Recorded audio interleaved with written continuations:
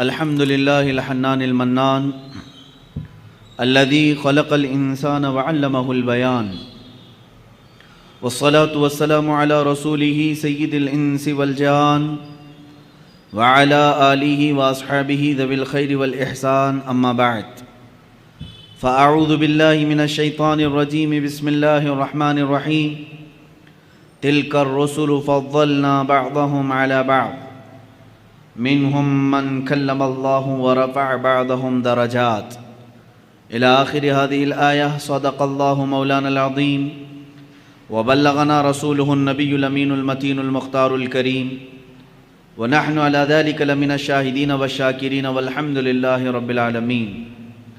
بارگاہ رسالت معاب صلی اللہ تعالی علیہ وسلم میں درود پاک کا ہدیہ پیش کریں. اللہم صلی علی سیدنا و مولانا محمد معدن الجود والکرم وآلہ واصحابہ الکرام وابنہ الکریم وبارک وسلم صلاة دائمتا سرمدا ابدا.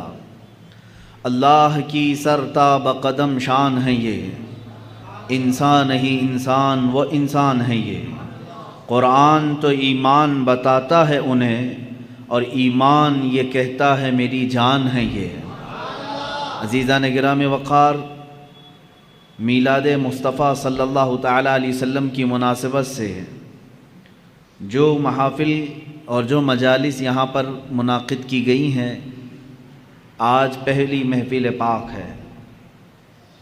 رسول کریم صلی اللہ تعالیٰ علیہ وسلم کی مولود پاک کی نسبت سے ہم جو محفل منعقد کرتے ہیں، سب سے پہلے میں آپ کو یہ بتا دوں اس کا فائدہ کیا ہے.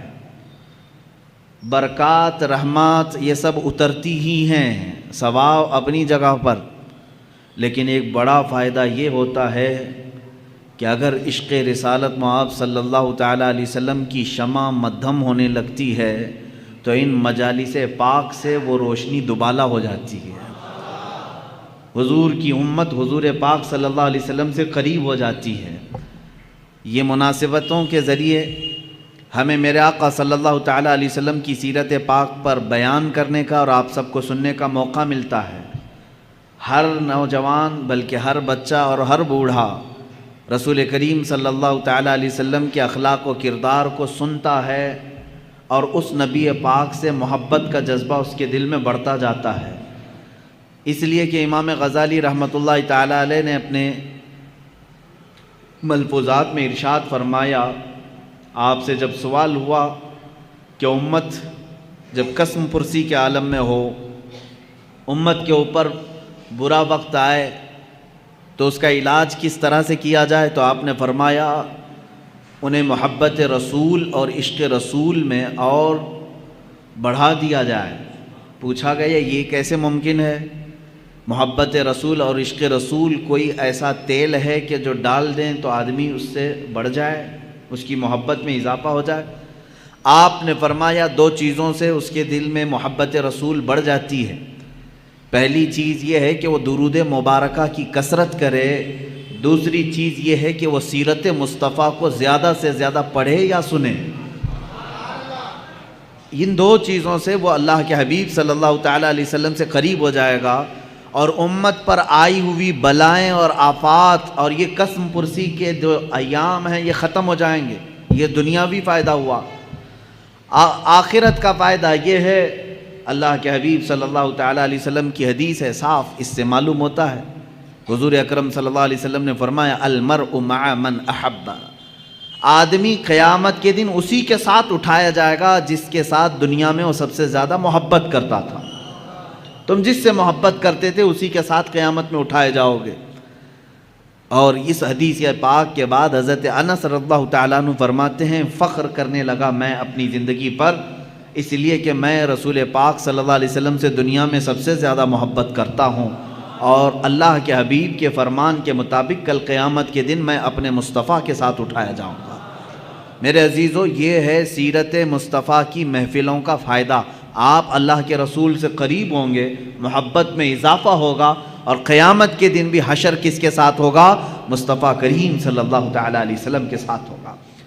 آج سے ہم مسلسل اعلان کے مطابق محافل رکھیں گے انشاءاللہ العزیز، جس میں مختلف عنوانات پر حضور پاک صلی اللہ تعالیٰ علیہ وسلم کی سیرت طیبہ پر گفتگو کرنے کی ہم سعادت حاصل کریں گے۔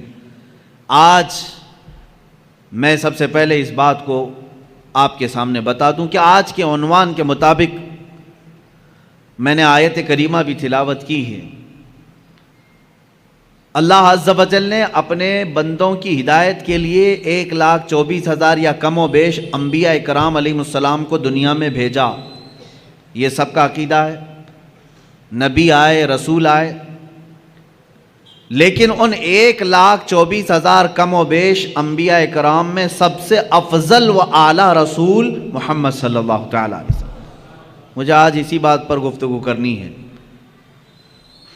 کہ جن کے متعلق شعر کہنے والے نعت گو حضرات نے زندگی بھر مدح سرائی کی، قلم ٹوٹ گئے مگر تعریف کا حق ادا نہ ہو سکا۔ اخیر میں یہاں تک کہا لوگوں نے لا یمکن ثناء کما کان حقہ بعد از خدا بزرگ توئی قصہ مختصر۔ فارسی میں یوں کہا کہ آپ کی کما حقہ، جیسے آپ کی شان ہے ویسے تعریف تو کوئی کر ہی نہیں سکتا۔ حاصل کلام گفتگو کا یہ ہے خدا کے بعد اگر کوئی مرتبہ ہے تو اے پیارے حبیب وہ آپ کا مرتبہ ہے۔ اسی کی ترجمانی اعلیٰ حضرت فاضل بریلوی رضی اللہ تعالیٰ عنہ نے فرمائی آخری اپنے شعر میں، فرماتے ہیں لیکن رضا نے ختم سخن اس پہ کر دیا، خالق کا بندہ خلق کا آقا کہوں تجھے۔ ایک مقام ہے خالق کا بندہ خلق کا آقا کہوں تجھے، ایک ہے رب تبارک و تعالیٰ کی ذات، اور اللہ کو چھوڑنے کے بعد پھر تمام مخلوق کی ذات۔ اللہ اور مخلوق کے درمیان اگر کوئی مرتبہ ہے تو وہ میرے آقا کا مرتبہ ہے۔ اتنا نہ بڑھاؤ کہ خدا تک پہنچ جائے، اور کبھی اتنا نہ گھٹاؤ کہ وہ عام بندہ بن جائے۔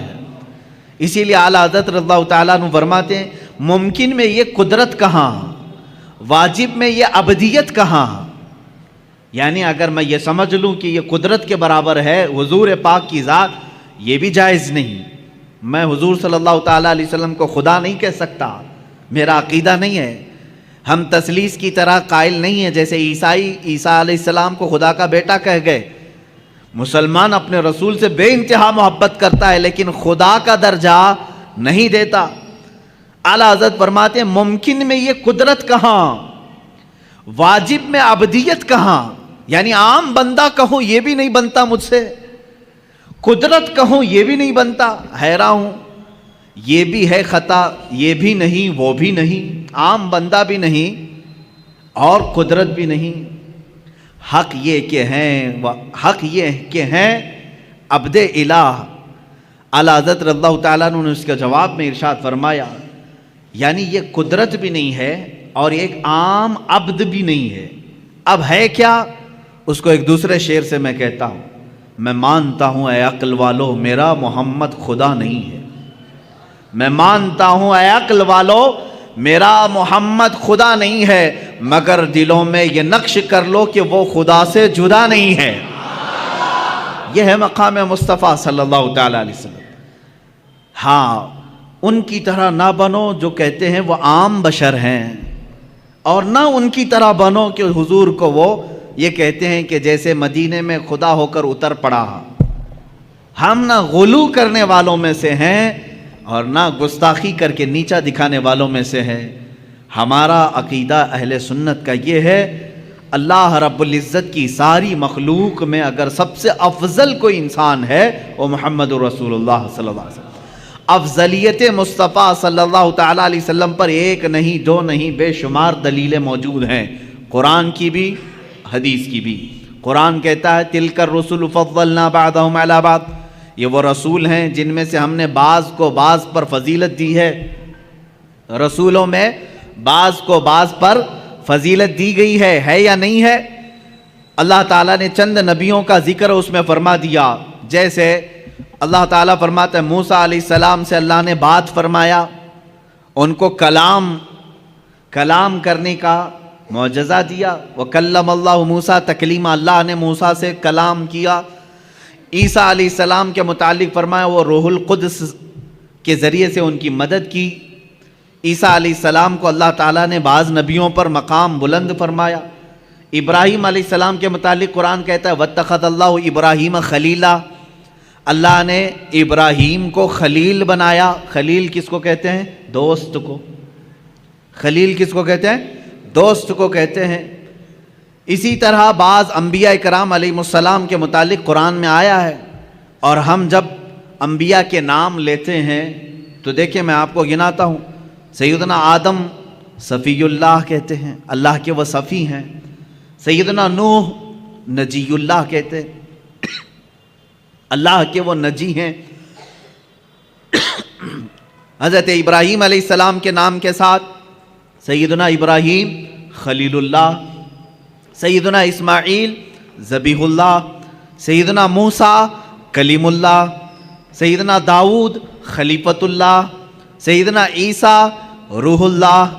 اللہ کے یہ کچھ نہ کچھ ہیں، کوئی اللہ کا صفی ہے، کوئی اللہ کا نجی ہے، کوئی اللہ کا خلیل ہے، کوئی اللہ کا ذبیح ہے، کوئی اللہ کا صدیق ہے، کوئی اللہ کا خلیل ہے، کوئی اللہ کا روح ہے۔ لیکن جب میرے آقا صلی اللہ تعالیٰ علیہ وسلم کے لیے اللہ نے فرمایا تو کیا فرمایا؟ محمد صلی اللہ تعالیٰ علیہ وسلم حبیب اللہ۔ یہ کیا ہے؟ اللہ کے حبیب۔ ایک ورڈ ایسا ہے حبیب کا جو کسی دوسرے نبی کے لیے نہیں آیا۔ حبیب کسے کہتے ہیں؟ خلیل دوست ہو گیا، صفی چنا ہوا، نجی شرافت میں ہے، اور دیگر انبیاء کی جو صفات ہیں وہ اپنی جگہ پر ہے۔ حبیب کہتے ہیں محبت کا وہ درجہ جس کو اعلیٰ حضرت رحمۃ اللہ تعالیٰ علیہ نے اپنے شعر میں یوں فرمایا، میں تو مالک ہی کہوں گا کہ ہو مالک کے حبیب۔ میں تو مالک ہی کہوں گا آپ کو یا رسول اللہ، میں تو آپ کو مالک ہی کہوں گا کہ ہو آپ مالک کے حبیب، کیونکہ جو حبیب ہوتا ہے اور جو محب ہوتا ہے دونوں کے درمیان کیا معاملہ ہوتا ہے؟ مثال کے طور پر میں اگر کسی سے محبت کر رہا ہوں تو محبت کا تقاضا یہ ہے کہ یہ میرا موبائل ہے، یہ میرا ہے، لیکن جب میرا حبیب سامنے ہوگا تب میں یہ نہیں کہوں گا یہ میرا ہے۔ یہاں میرا تیرا نہیں ہوتا، جو میرا ہے وہ اس کا ہے، جو اس کا ہے وہ میرا ہے۔ حبیب میں یہ نسبت ہوتی ہے، خلیل میں نہیں، صدیق میں نہیں، حبیب میں یہ نسبت ہوتی ہے، جو میرا ہے وہ میرے حبیب کا ہے، اور جو حبیب کا ہے وہ میرا ہے۔ اب اعلیٰ حضرت کا شعر پڑھو تو سمجھ میں بھی آئے اور مزہ بھی آئے۔ فرماتے ہیں میں تو مالک ہی کہوں گا یا رسول اللہ کہ ہو آپ مالک کے حبیب، یعنی محبوب و محب میں نہیں میرا تیرا، محبوب و محب میں نہیں میرا تیرا، اس میں میرا تیرا نہیں ہوتا۔ تو جہاں حبیب کی بات آتی ہے وہاں میرا اور تیرا نہیں ہوتا۔ عزیزان گرامی وقار، حضور پاک صلی اللہ تعالیٰ علیہ وسلم کی افضلیت اس سے ہے کہ آپ کو صرف مخلوق میں یعنی عام انسانوں میں افضل اللہ نے نہیں بنایا، بلکہ انبیاء کرام علیہ السلام میں بھی افضل بنایا۔ اتنا ہی نہیں بلکہ رسول اعظام اور فرشتگان جو اللہ کے مقرب فرشتے ہیں ان سے بھی افضل بنایا۔ حضور صلی اللہ تعالیٰ علیہ وسلم کو ان سے بھی افضل بنایا۔ یہ باقی رہے مخلوقات، جنات ہوں، حیوانات ہوں، یہ تمام چیزیں اپنی جگہ پر، لیکن اللہ کے جو مقرب فرشتے ہیں، جو حاملان عرش ہیں، اللہ کے عرش کو اٹھائے ہوئے ہیں، جو نبیوں تک پیغام لانے والے ہیں، جو پورے کائنات کے لیے آسمان سے بارشیں برسانے اور پانی پہنچانے کا نظام سنبھالتے، ان تمام ملائکہ سے اللہ تعالیٰ نے اپنے نبی کو مکرم بنایا، معظم پیدا فرمایا، افضل بنایا ہے۔ اس کی کئی دلیلیں اور کئی مثالیں میں آپ کو بتا دوں۔ حضور پاک صلی اللہ تعالیٰ علیہ وسلم کی افضلیت دیکھیں، اعلیٰ حضرت رحمۃ اللہ تعالیٰ علیہ کے اشعار یہاں پر ہمیں بار بار یاد آتے ہیں۔ وہ جہنم میں گیا جو ان سے مستغنی ہوا۔ مستغنی کہتے ہیں جو یہ کہے نہیں مجھے رسول کی کوئی ضرورت نہیں، مستغنی کہتے ہیں اس کو، کہتے ہیں جو یہ کہے بے نیاز ہوں میں۔ وہ جہنم میں گیا جو ان سے مستغنی ہوا، ہے خلیل اللہ کو حاجت رسول اللہ کی۔ انبیاء کرام علیہ السلام کو رسول اللہ کی حاجت رہی ہے۔ کیسے؟ اب شروع سے چلتا ہوں میں۔ سب سے پہلے انسان، سب سے پہلے نبی، سب سے پہلے رسول آدم علیہ الصلاۃ والتسلیم ہے۔ جب آدم علیہ الصلاۃ والتسلیم کی پیدائش ہوئی، ولادت ہوئی. تو جانتے ہیں آپ ولادت کے احوال اور قوائف پڑھیں تو تفاسیر میں یہ بات ملتی ہے کہ زمین سے مختلف علاقوں کی مٹی لائی گئی, فرشتوں نے لا کر کے گوندھا, جنت کے پانی سے اسے گوندھا گیا اور اس کے بعد ایک شکل بنائی گئی. شکل بنانے کے بعد یہ تو جسم کی شکل ہوئی, اللہ رب العزت نے اب اس میں روح ڈالنی تھی. روح کیا چیز ہے؟ قرآن میں اللہ تعالیٰ نے فرمایا روح جو ہے یہ اللہ کا نور ہے, اللہ کا امر ہے. یسألونک عن الروح قل الروح من امر ربی. اللہ نے فرمایا کہ روح جو ہے اللہ کا حکم ہے یا اللہ کا نور ہے. نور جب یہ جسم میں ڈالنا ہوا, کس میں؟ آدم علیہ السلام کے جسم پاک میں, جس کو فرشتوں نے گوندھا تھا مٹی سے اور پانی سے, اور اس کو آگ سے تپا کر کے گرم کیا گیا تھا. 4 عناصر اس کے اندر رکھے گئے تھے. اب آدم علیہ السلام کے روح ڈالنی تھی جسم کے اندر, تو بزرگان دین نے لکھا ہے کہ روح کو ڈالا گیا, روح باہر آ گئی, کیونکہ روح نور ہے اور جسم مٹی سے بنا ہوا اندھیرا ہے. اندھیرا اور نور ایک جگہ جمع نہیں ہوتے. نور آیا تو اندھیرا نہیں ہوگا, اور اندھیرا ہے تو اس کا مطلب نور نہیں ہے. روح کا اور جسم کا ملاپ کیسے ہو؟ روح باہر آئی, پھر ڈالا گیا, وہ باہر آئی. روح کہنے لگی کہ مولا اس میں گھبراہٹ ہے, اندھیرا ہے, روح کو اس میں قرار پانا ہے. بزرگان دین ائمہ تفاسیر نے لکھا ہے کہ اللہ تعالیٰ نے روح کو اس کے اندر قرار رکھنے کے لیے آدم علیہ السلام کی پیشانی میں نور محمدی کو رکھا, مصطفیٰ کریم صلی اللہ تعالیٰ علیہ وسلم کے نور پاک کو رکھا, اور پھر روح کو ڈالا گیا. آدم علیہ السلام کے جسم پاک میں روح آئی, آپ کو پہلی مرتبہ ایک چھینک آئی اور آپ نے الحمدللہ کہا. یہاں سے ہے انسان کے سانس لینے کی ابتدا. میرے عزیزو, کائنات پہ سب سے پہلا انسان جو روح والا بنا اور سانس لینے کے قابل بنا, تو میں یہ کہتا ہوں کہ وہ نور محمدی کے صدقے میں سانس لیا. سانس لیا ہے کس کی بدولت؟ نور محمدی کے بدولت. مصطفیٰ کریم صلی اللہ تعالیٰ علیہ وسلم کا نور پاک آدم علیہ السلام کی پیشانی میں رکھا گیا. اب یہ نور جو ہے منتقل ہوتے ہوئے میرے آقا صلی اللہ علیہ وسلم کے والد ماجد تک آیا ہے. انشاءاللہ العزیز جب موقع آئے میلاد پاک کا, میں اس نور کے منتقل ہونے کی کیفیت کو بھی عرض کروں گا. آدم علیہ الصلوۃ والتسلیم کی بیداری کس کی بدولت؟ نور محمدی کی بدولت. جب آپ بیدار ہوئے, اتنا ہی نہیں, جلوہ محمدی کو کہاں کہاں دیکھو, جہاں دیکھا وہاں پایا. آدم علیہ السلام جب بیدار ہوئے, فرشتوں کو حکم ہوا کہ انہیں سجدہ کرو.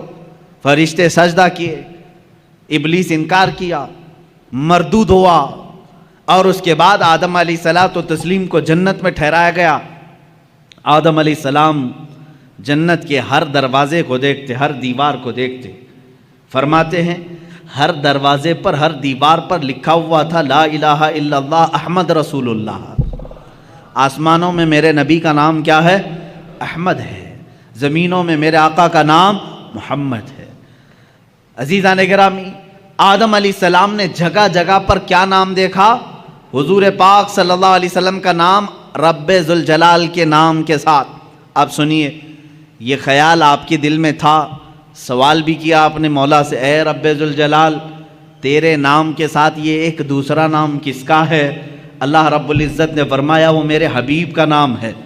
وہ کہاں رہتا ہے؟ اللہ نے فرمایا وہ تو تیری ہی نسل میں بآخری زمانے میں پیدا ہوگا. یہ بات آئی گئی.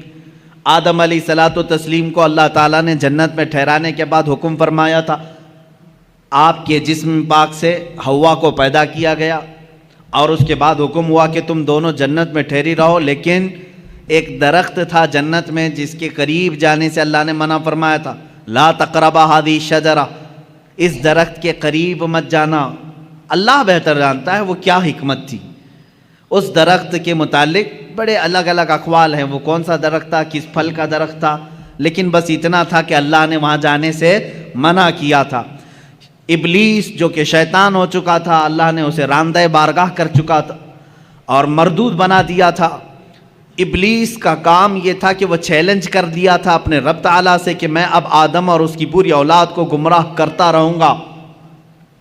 اللہ تعالیٰ نے فرمایا کہ تجھے قیامت تک کا موقع ہے، جتنے لوگوں کو گمراہ کر سکتا ہے کر۔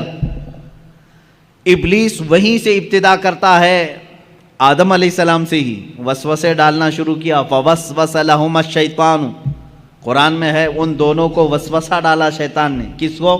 آدم علیہ السلام اور حضرت حوا کو، ہماری ماں کو اور ہمارے باپ کو وسوسہ ڈالا، یہ کہہ کر کے کہ تمہیں معلوم ہے اس درخت کے قریب جانے سے کیوں منع کیا ہے تمہیں اللہ نے؟ انہوں نے پوچھا کیوں؟ کہا اگر تم یہ درخت کا پھل کھا لوگے الا ان تکونا ملکین او تکونا من الخالدین، اس نے کہا کہ اگر تم یہ پھل کھا لوگے تو یا تو بڑے معزز فرشتے بن جاؤ گے یا تو ہمیشہ جنت میں ہی رہو گے، اور جو نہیں کھاتا وہ جنت سے نکل جائے گا۔ ان کو ایسا لگا کہ جنت چھوڑنا نہیں چاہیے۔ تو ہو سکتا ہے انبیاء کرام علیہ السلام کی بات ہے، میں بڑے ادب سے یہاں کہوں گا، آدم علیہ السلام اور حضرت بی بی حوا کے درمیان بات چیت ہوئی، آخر کار وہ پھل کھا لیے، قریب بھی گئے، پھل کھا بھی لیے، اور اللہ رب العزت کا عتاب ہوا۔ اللہ نے فرمایا اب اترو، تم زمین پر جاؤ۔ زمین پر اتار دیا گیا، دونوں کو الگ الگ اتارا گیا۔ حضرت آدم علیہ السلام کو اللہ تعالیٰ نے سرندیب پہاڑ پر اتارا، بی بی حوا کو جدہ میں عرب کے علاقے میں اتارا، دونوں الگ الگ زندگی گزارتے رہے۔ لیکن آدم علیہ السلام کو اس پھل کے کھانے پر افسوس رہا، روتے رہے، توبہ کرتے رہے، بار الہ تو نے منع کیا تھا میں کھا لیا، تو مجھے معاف کر۔ آدم علیہ السلام سب سے زیادہ رونے والوں میں شمار ہوتے ہیں، اتنا روئے تھے کہ تقریباً 300 سال کا عرصہ گزر گیا تھا۔ آدم علیہ السلام نے بے انتہا آہ و بکا کی اللہ کی بارگاہ میں۔ اب مجھے جو بات عرض کرنی ہے یہ پورے واقعے میں وہ اب حاصل کلام یہ ہے، آدم علیہ السلام 300 سال روتے رہے، جنت میں رہے، جنت سے اترے، زمین پر آئے، 300 سال رہے، روتے رہے، اللہ کی طرف سے کوئی پیغام نہیں، توبہ قبول ہوئی نہیں ہوئی اس کے متعلق کوئی اشارہ نہیں۔ 300 سال کے بعد خود اللہ قرآن میں فرماتا ہے ہم نے آدم کے دل میں ایک بات ڈال دی۔ وہ بات کیا تھی؟ فَتَلَقَّى آدَمُ مِن رَبِّهِ كَلِمَاتٍ، اللہ نے اپنے آدم علیہ السلام نے اپنے رب سے کچھ کلمات سیکھ لیے۔ وہ کلمات کیا تھے؟ آدم علیہ السلام 300 سال پہلے کی بات یاد کرنے لگے، جب اللہ نے میرے جسم میں روح ڈالی اور روح سے میں بیدار ہوا، جنت کی ہر کھڑکی ہر دروازے پر میں نے ایک نام دیکھا تھا میرے خدا کے نام کے ساتھ، یہ بات یاد آئی، وہی کلمہ یاد آیا، وہی کلمہ یاد آیا جو جنت کی ہر در و دیوار پر لکھا ہوا تھا۔ تب آپ نے عرض کیا اے مولا جس کا نام تو نے اپنے نام پاک کے ساتھ لکھا ہے، اگر وہ تیرا محبوب ہے تو اس کی بدولت میری توبہ کو قبول فرما لے۔ اللہ رب العزت نے فوراً جبرائیل امین کو بھیجا اور فرمایا فتاب علیہ، اللہ نے تمہاری توبہ قبول کر لی۔ اللہ توبہ کے قبول ہونے میں اتنی سرعت، اتنی جلدی، اتنی تیزی اگر کسی نام کی وجہ سے ہے تو محمد عربی صلی اللہ علیہ وسلم کی۔ قرآن نے یہی کہا ہے اگر اے مومنو اگر تم اپنی جانوں پر ظلم کر لو، گناہ ہو جائے تو کہاں آؤ؟ قرآن میں ہے مسجد میں آؤ نہیں، کعبے میں آؤ نہیں، اے مومنو تم میرے رسول کے پاس آؤ، جاؤکا، اے رسول یہ تمہارے پاس آ جائیں، اور اگر آپ ان کے لیے سفارش کر دیں تو اللہ ان کی توبہ قبول کرے گا۔ اب اندازہ کریں آدم علیہ السلام کی توبہ قبول ہوئی، برکت کس کی تھی؟ محمد عربی صلی اللہ علیہ وسلم کی۔ مصطفیٰ کریم صلی اللہ تعالیٰ علیہ وسلم کا نام پاک آپ نے لیا اور دعا قبول ہوئی۔ اب سنیے ایک اور مزے کی بات، بعض روایات میں یہ بات ملتی ہے کہ آدم علیہ السلام خوش ہوئے، جبرائیل آئے جنت سے پیغام لے کر، اللہ تعالیٰ نے آپ کی توبہ قبول فرمائی۔ آدم علیہ السلام نے کہا وہ نام اتنی برکت والا، وہ نام اتنی عظمت والا، وہ نام اللہ رب العزت کی بارگاہ میں اتنے مقام و مرتبے والا، اے مولا اس نام پاک کی ذات اور اس کی ہستی کا ایک بار مجھے بھی تو دیدار کرا دے، ایک بار مجھے دیدار کرا دے۔ جو لوگ یہ کہیں کہ حضور پاک صلی اللہ علیہ وسلم کو 40 سال کے بعد نبوت ملی تھی، وہ یہ بات سنیں، ابھی دنیا وجود میں ہی نہیں آئی، کوئی بچے نہیں ہوئے آدم علیہ السلام کے، تب آدم علیہ السلام عرض کر رہے مولا اس شکل محمدی کو میں دیکھنا چاہتا ہوں جس کی بدولت میری دعا قبول ہوئی۔ اللہ تبارک و تعالیٰ نے آدم علیہ السلام سے فرمایا کہ تم اپنے دونوں انگوٹھوں کے ناخنوں میں دیکھو. یہ بیان کیا ہے کہ دونوں انگوٹھوں کے ناخنوں میں آپ نے دیکھا حضور پاک صلی اللہ تعالیٰ علیہ وسلم کا نور پاک ان کے انگوٹھوں میں رکھا گیا. آدم علیہ السلام نے بڑھ کر کے اس کو چوما اور اپنی آنکھوں سے لگا لیا. یہ ہمارا بھی آج طریقہ ہے. ظاہر سی بات ہے اصلی اولاد وہی ہے جو اپنے باپ کے طریقے پہ چلتی ہے. محمد صلی اللہ تعالیٰ علیہ وسلم. ہم کس کے طریقے پر چل رہے ہیں؟ باپ کے طریقے پر چل رہے ہیں. جو باپ کا نہ ہو اسے تکلیف ہو. ہم آدم علیہ السلام کی آل میں ہیں، اولاد میں ہیں، ہم اپنے باپ کے طریقے پر چل رہے ہیں. عزیزان گرامی وقار، مجھے یہاں پر افضلیت مصطفیٰ عرض کرنی ہے. میرے آقا صلی اللہ تعالیٰ علیہ وسلم کی بات میں کمپیر اور موازنہ کر کے نہیں دکھا سکتا، کیونکہ حضور صلی اللہ علیہ وسلم نے فرمایا اس طرح نہ کرو کہ ایک نبی کو گراؤ دوسرے نبی کو بڑھاؤ.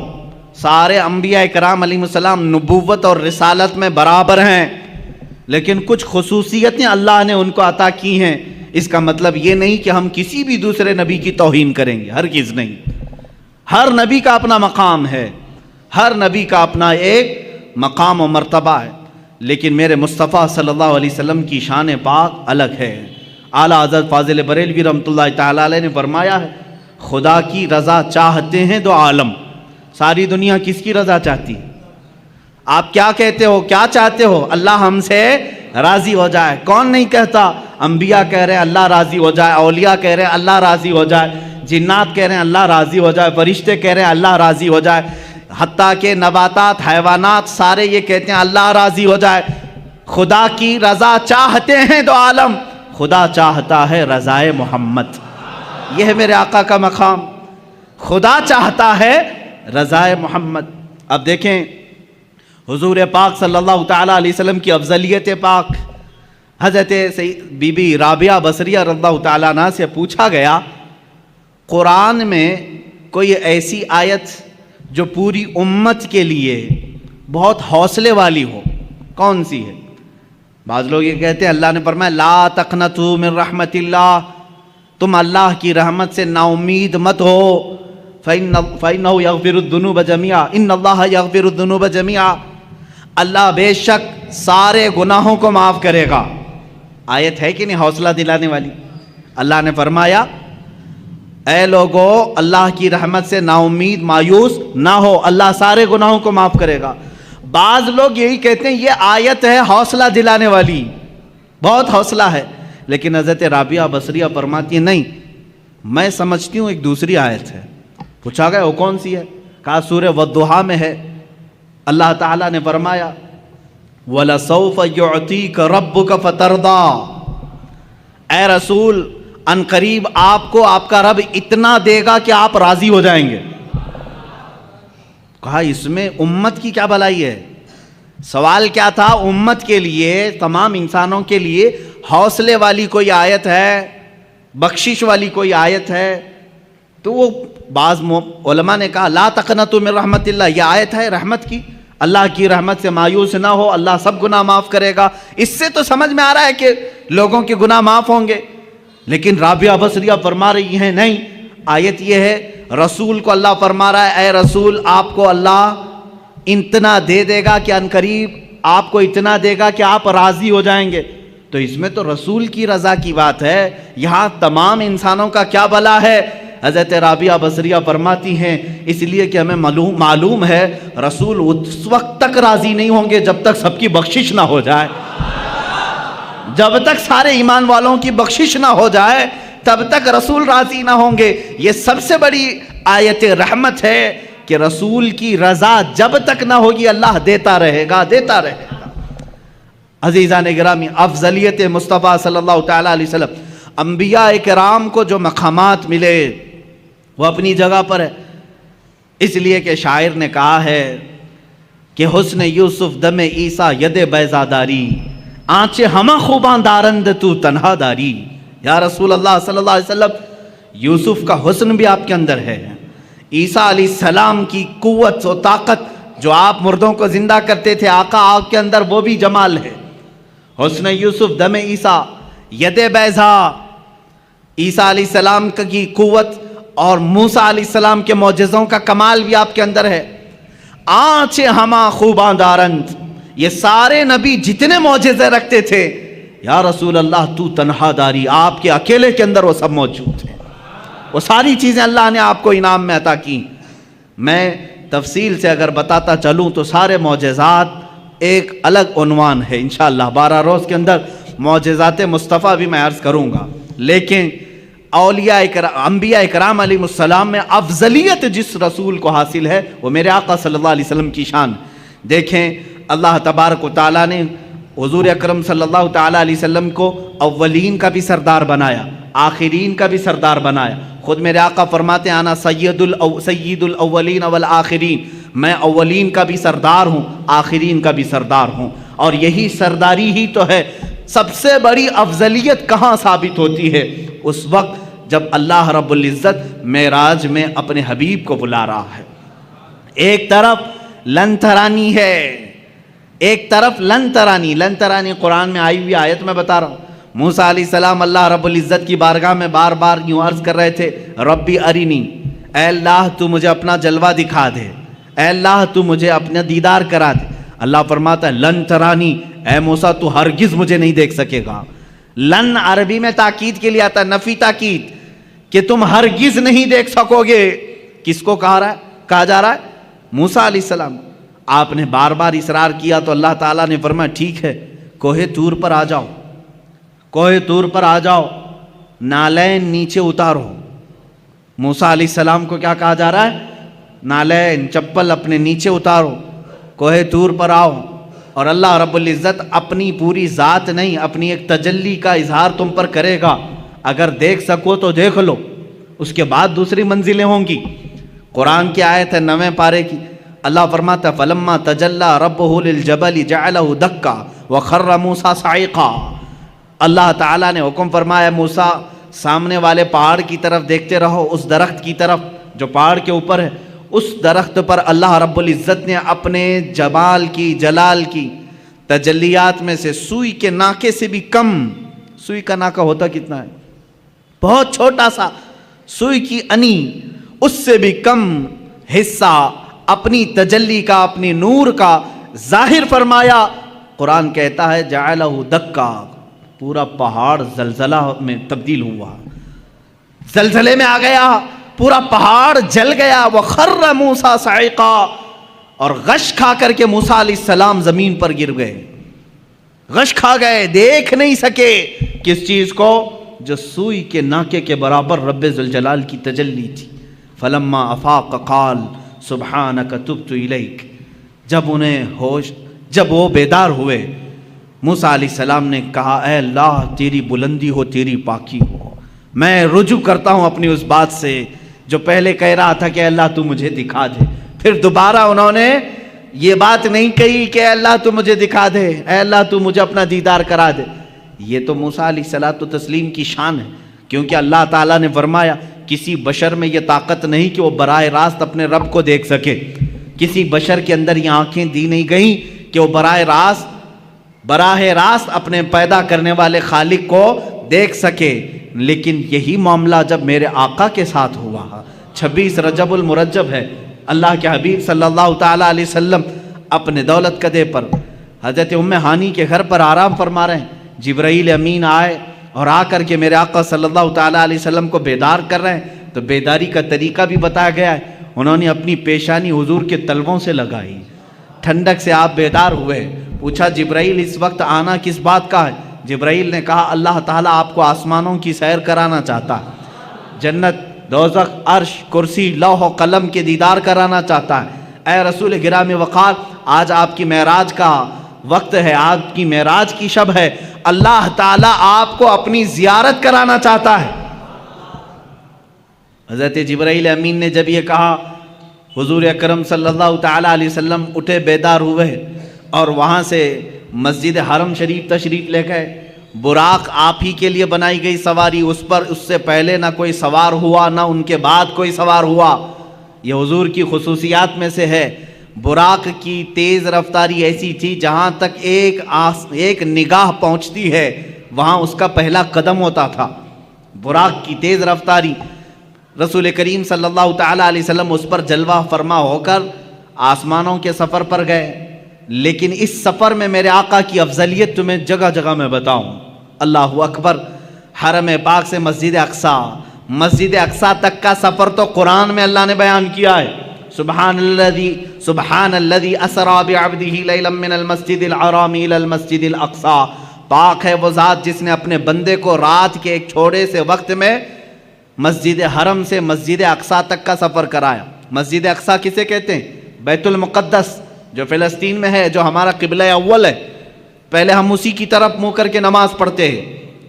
حضور پاک صلی اللہ تعالیٰ علیہ وسلم مسجد اقصیٰ گئے تو سفر کے درمیان یہاں مسجد اقصیٰ آنے کا کیا مطلب ہے, کیا وجہ ہے؟ یہاں آئے حضور پاک صلی اللہ تعالیٰ علیہ وسلم تو دیکھا آپ تنہا نہیں تھے. آدم علیہ السلام سے لے کر عیسیٰ علیہ السلام تک جتنے نبی دنیا میں آئے سب کے سب وہاں جمع تھے, سب کے سب جمع تھے.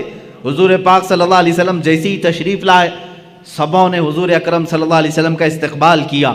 اللہ کے حبیب صلی اللہ تعالیٰ علیہ وسلم پیدا ہونے کے اعتبار سے سب سے آخری زمانے میں آئے ہیں, لیکن جب مسجد اقصیٰ میں گزر رہے تھے تو سب سے آگے مصلی پر آپ تشریف فرما تھے. سب سے پہلے آپ مصلی پر تشریف لے گئے. آپ نے انبیاء کرام علیہ السلام کی امامت فرمائی. اب یہ ایک الگ نماز ہے, جبکہ نماز تو معراج کے بعد ہم کو ملی. وہ نماز انبیاء کی مخصوص نماز تھی, وہ تو صرف میرے آقا کی امامت دکھانی مقصود تھی. اس نماز کو نہ میں جمعہ سے تشبیہ دے سکتا ہوں نہ عید سے تشبیہ دے سکتا ہوں, اس لیے کہ نہ دنیا میں ایسی کوئی نماز ہوئی ہے نہ ہوگی جس کا امام سید الانبیاء اور مقتدی سارے رسول سارے انبیاء. ایسی نماز کہاں؟ وہ خود اپنی اپنی شریعتوں کے مالک, اپنی اپنی امتوں کے آقا, لیکن آج میرے نبی کی اقتداء میں مقتدی بنے ہوئے تھے. لیکن اس نماز کا ایک الگ حال ہے. حضور نے امامت فرمائی. امام ہی خطبہ دیتا ہے یا نہیں؟ جمعہ میں جو نماز پڑھایا وہی خطبہ دے رہا ہے, عید میں جو نماز پڑھایا وہی خطبہ دے رہا ہے. لیکن اس نماز کا حال ایسا نہیں تھا. حضور نے امامت تو فرمائی, خطبہ سب سے پہلے آدم علیہ السلام نے دیا, پھر ابراہیم علیہ السلام نے دیا, پھر اسماعیل علیہ السلام نے دیا, پھر موسیٰ علیہ السلام نے دیا, پھر عیسیٰ علیہ السلام نے دیا. کئی انبیاء کرام علیہ السلام خطبہ دے رہے تھے. یہ کیا خطبہ تھا؟ ہر نبی آتے تھے محمد عربی صلی اللہ علیہ وسلم کی تعریف بیان کرتے تھے. میرے عزیزوں, پھر کہتے ہو مولود کی محفل شرک و بدعت ہے. ان انبیاء کرام کو کیا فتویٰ دو گے جو نبی بازو بیٹھے ہیں اور ان کی تعریف میں وہ مدح سرائی کر رہے ہوں؟ حضور پاک صلی اللہ تعالیٰ علیہ وسلم کی تعریف بیان کرنا یہی تو مولود کی محفل ہے, یہی تو میلاد کی محفل ہے. میلاد کی محفل میں مجھے بتاؤ کیا گانے بجانے ہوتے ہیں, کیا ڈھول باجے ہوتے ہیں؟ یہاں سیرت مصطفیٰ بیان کی جا رہی ہے. یہی تو ہم بیان کر رہے ہیں. اللہ کے نبی سب سے اعلیٰ ہیں, سب سے افضل ہیں, سب سے اشرف ہیں, سب سے اکرم ہیں. حضور کی تعریف بیان کرنا یہ تو معراج کے سفر میں انبیاء کی بھی سنت ہے. مسجد اقصیٰ میں سارے نبیوں نے خطبہ دیا. وہ کتنا وقت لگا ہوگا اللہ ہی بہتر جانے, اللہ ہی بہتر جانے. نبیوں کی طاقت و قوت اپنی جگہ پر, اس کو آپ گیس نہیں کر سکو گے. اللہ نے نبیوں کو کیا طاقت دی ہے, کون سی قوت ہے. یہاں لوگ حضور کی طاقت ناپنے کی کوشش کر رہے ہیں, دوسرے نبیوں کی طاقت ان کا اندازہ نہیں کر سکو گے. نماز ادھر پڑھائی, جلسہ ختم ہوا, حضور پاک صلی اللہ علیہ وسلم پھر سفر پر روانہ ہوئے. کہاں؟ اب آسمانوں کا سفر تھا. جبکہ فرمایا گیا ہے آسمانوں کا سفر براق پر, اور وہ بھی تیز رفتار براق. لیکن حدیث میں یہ ملتا ہے میرے آقا صلی اللہ تعالیٰ علیہ وسلم پہلے آسمان پر جب پہنچے, دروازہ کھٹکھٹایا گیا. آسمان کا دروازہ ہے, یہ اللہ بہتر جانے. فرشتوں نے دروازہ کھولا اور جیسی پہلے آسمان پر آپ گئے, میرے آقا فرماتے میں نے آدم علیہ السلام سے ملاقات کی. کس سے؟ آدم علیہ السلام سے ملاقات کی. آدم علیہ السلام وہاں استقبال کے لیے تھے. ہر آسمان پر اللہ کے نبی صلی اللہ علیہ وسلم نے ایک ایک نبی سے ملاقات کی. حضرت یوسف علیہ السلام سے, حضرت عیسیٰ علیہ السلام سے. ساتویں آسمان پر حضرت ابراہیم علیہ السلام تھے. یہ ہر آسمان پر ایک ایک نبی سے ملاقات کی. اور ان نبیوں نے وہاں میرے آقا کا استقبال کیا. کہیں دہن کے گھوڑے دوڑاؤ تو ادھر کے ادھر ہو جاؤ گے، خیالات اور اپنے عقل کو دوڑاؤ گے تو ادھر کے ادھر ہو جاؤ گے. مولانا ابھی تو آپ کہہ رہے تھے رسول سارے نبیوں کی امامت کر رہے تھے، اور ابھی آپ کہہ رہے ہیں کہ وہ آسمانوں پر مل رہے تھے. بات تو ہے نا؟ ہاں تو مجھے تو ظاہر واضح کرنا ہی پڑے گا.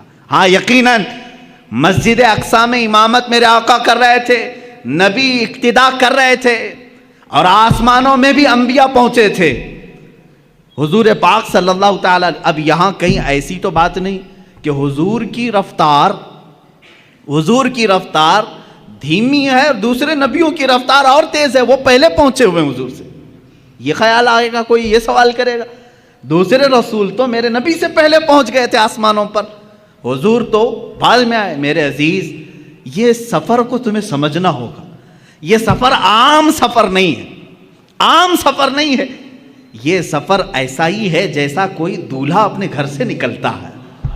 دولہا جب اپنے گھر سے نکلتا ہے، کیونکہ ہم نے شروع سے دیکھا ہے اس سفر کو. دیکھتے ہیں آپ، جیسے ہی آپ دولہا بنے، ہمارے یہاں گھوڑوں اور گھوڑیوں کا رواج تو ہے نہیں. یو پی وغیرہ میں آپ جائیں گے تو آج بھی دولہے گھوڑی پر بیٹھتے ہیں سنور کر کے. ہاں آپ وہ گھوڑی پر بیٹھتے ہیں اور آپ یہاں گاڑی پر بیٹھتے ہیں، بات ایک ہی ہے. جیسے ہی دولہا سج کر سنور کر تیار ہو کر گھر سے نکلتا ہے، ماں باپ ہوتے ہیں، رشتہ دار ہوتے ہیں، کھڑے رہتے ہیں، بھائی بہن. گھر سے جب دولہا رخصت ہو رہا ہوتا ہے، گاڑی میں بٹھانے سے پہلے اس کا صدقہ اتارا جاتا ہے. اور جب دولہا بہت خوبصورت لگتا ہے، ماں کہتی ہے سبحان اللہ، باپ کہتا ہے سبحان اللہ، بھائی کہتے ہیں سبحان اللہ. کہنا بھی چاہیے، اللہ اس کو نظر سے محفوظ رکھے. دولہے کو دیکھ کر کہتے ہیں سبحان اللہ، بہت اچھا لگ رہا ہے، ماشاء اللہ بہت اچھا لگ رہا ہے، کہتے ہیں نہیں. اب میرے عزیز، اس سفر کے شروعات میں دولہا جب تیار ہوتا ہے تو رشتہ دار اس کو سبحان اللہ کہتے ہیں. لیکن جب میرے آقا صلی اللہ تعالیٰ علیہ وسلم اپنے گھر سے اٹھائے گئے اور مسجد حرم میں آپ کا سینہ پاک دھویا گیا اور آپ کو سواری پر بٹھایا گیا. اب یہاں نہ کوئی رشتہ دار ہے. میرے آقا صلی اللہ علیہ وسلم تو یتیم تھے، والد بھی نہیں اور والدہ بھی نہیں تھی، اور آپ کے بھائی نہیں تھے، بہنیں نہیں تھیں. اب یہاں اس دولہے کو کون کہے؟ سواری پر بیٹھا ہے. تب ہم نے قرآن کے 15ویں پارے کو پڑھا. اللہ فرما رہا ہے سبحان الذی اسریٰ بعبدہ. یہ پارہ ہی یہاں سے شروع ہوتا ہے. کوئی اور نہیں کہے گا محبوب، تمہارا خدا کہے گا سبحان اللہ. پاک ہے وہ ذات جس نے تمہیں سوار کرایا ہے. یہ اور شان ہے میرے مصطفیٰ کی.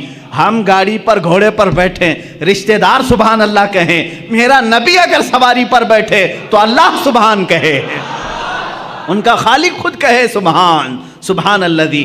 یہ سفر جو ہے باراتی اور دولہوں کا ہے. کبھی آپ نہیں دیکھتے کہ یہاں پر بھائی بہن سب تو دیکھ رہے تھے گاڑی پر بیٹھنے کے بعد، لیکن جب دولہا حال میں پہنچا ہے تو وہاں دیکھا یہی بھائی یہی بہنیں سب پہلے سے پہنچے ہوئے ہیں. کیوں؟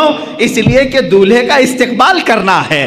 یہ سفر دولہے کا استقبالی سفر ہے. یہی میرے عزیزو، جب میرے آقا معراج کے سفر میں تھے، یہاں امامت تو کی مسجد اقصی میں، خطبے تو سب کے سنے، لیکن جب آسمانوں پر پہنچنا تھا تو حضور کا جو گھوڑا تھا، براق ہے، وہ دھیمی رفتار سے چل رہا تھا جیسے دولہے کی سواری چلتی ہے. اور انبیاء پہلے سے پہنچے ہوئے تھے، اس لیے نہیں کہ وہ نبی سے زیادہ رفتار رکھتے ہیں، اس لیے پہنچے تھے کہ دولہے کا انہیں استقبال کرنا تھا. یہ سفر کی حکمت ہے.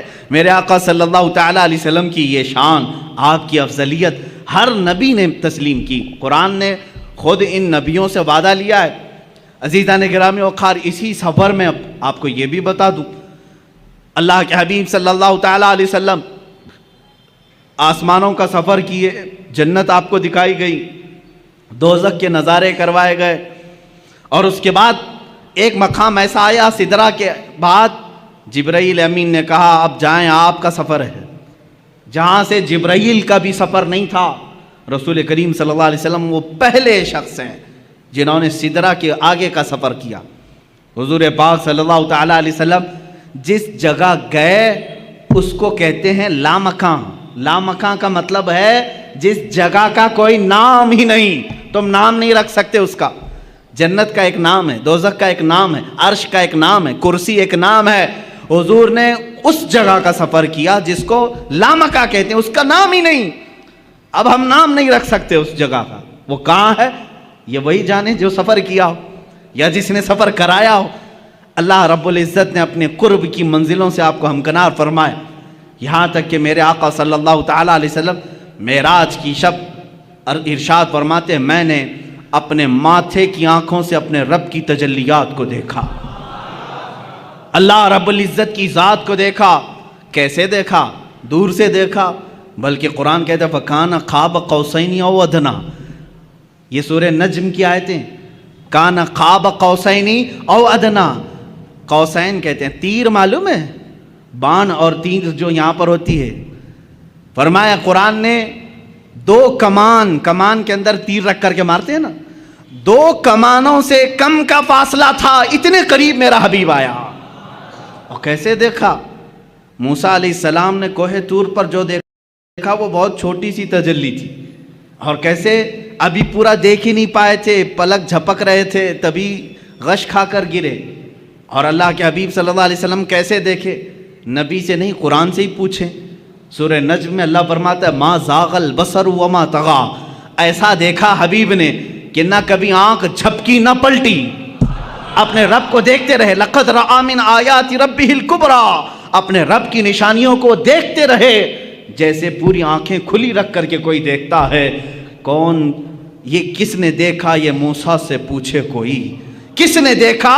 یہ موسیٰ سے پوچھے کوئی، آنکھ والوں کی ہمت پہ لاکھوں سلام۔ اسی لیے میرے اعلیٰ حضرت نے فرمایا ہے اب رسول پاک صلی اللہ تعالیٰ علیہ وسلم نے ذات خداوندی کو اپنے ماتھے کی آنکھوں سے دیکھا تھا۔ اب یہاں موسیٰ علیہ السلام کے دربار میں پھر آتا ہوں۔ موسیٰ علیہ السلام نے بہت چھوٹی تجلی دیکھی، لیکن کمال اتنی تجلی دیکھنے کے بعد بھی یہ کمال تھا کہ روایات یہ بتاتی ہیں موسیٰ علیہ السلام کی اب آنکھ میں آنکھ ڈال کر کے کوئی دیکھ نہیں سکتا تھا، اتنا جلال تھا، اتنا جلال تھا۔ اور موسیٰ علیہ السلام فرماتے ہیں رات کے اندھیرے میں 3 میل دور، 3 میل کا مطلب وہ 4.5 کلومیٹر، 4.5 کلومیٹر دور تک اگر کسی پتھر پر کوئی کالی چیونٹی چل رہی ہو، موسیٰ علیہ السلام فرماتے ہیں میں اس کو آرام سے دیکھ سکتا ہوں۔ 3 میل دور رات کے اندھیرے میں کالی چونٹی کسی کالے پتھر پر رینگ رہی ہو، موسیٰ علیہ السلام فرماتے ہیں میری آنکھیں اسے آرام سے دیکھ سکتی ہیں۔ یہ جلوہ تھا اس ہلکی سی تجلی کو دیکھنے کا، اس ہلکی سی تجلی کو دیکھنے کا، اور جس نے سراپا خدا کی ذات کو دیکھا اس کی آنکھوں کے نور کا حال کیا ہوگا۔ اسی لیے میرے اعلیٰ حضرت نے فرمایا اور کوئی غیب کیا تم سے نہاں ہو بھلا، جب نہ خدا ہی چھپا تم پہ کروڑوں درود۔ اعلیٰ حضرت رحمۃ اللہ تعالیٰ علیہ نے فرمایا ہے یا رسول اللہ دل فرش پر ہے تیری نظر، سر عرش پر ہے تیری گزر، دل فرش پر ہے تیری نظر، ملکوت و ملک میں نہیں کوئی شے وہ جو تجھ پہ آیا نہیں۔ کون سی ایسی چیز ہے جو رسول پاک سے چھپی ہوئی ہے؟ موسیٰ علیہ السلام جب رات کے اندھیرے میں 3 میل دور دیکھ سکتے ہیں تو اے سنیوں کیا ہمارا یہ عقیدہ نہیں ہو سکتا 4000 کلومیٹر دور مدینہ طیبہ سے ہمارا آقا ہم غلاموں کو دیکھ رہا ہے، محفل پاک کو ہماری وہ ملاحظہ فرما رہے ہیں۔ عزیزان گرام وقار، رسول کریم صلی اللہ تعالیٰ علیہ وسلم کی افضلیت پاک انبیاء کرام علیہ السلام کی زندگیوں سے۔ اب پھر میں موسیٰ علیہ السلام ہی کی بات کروں۔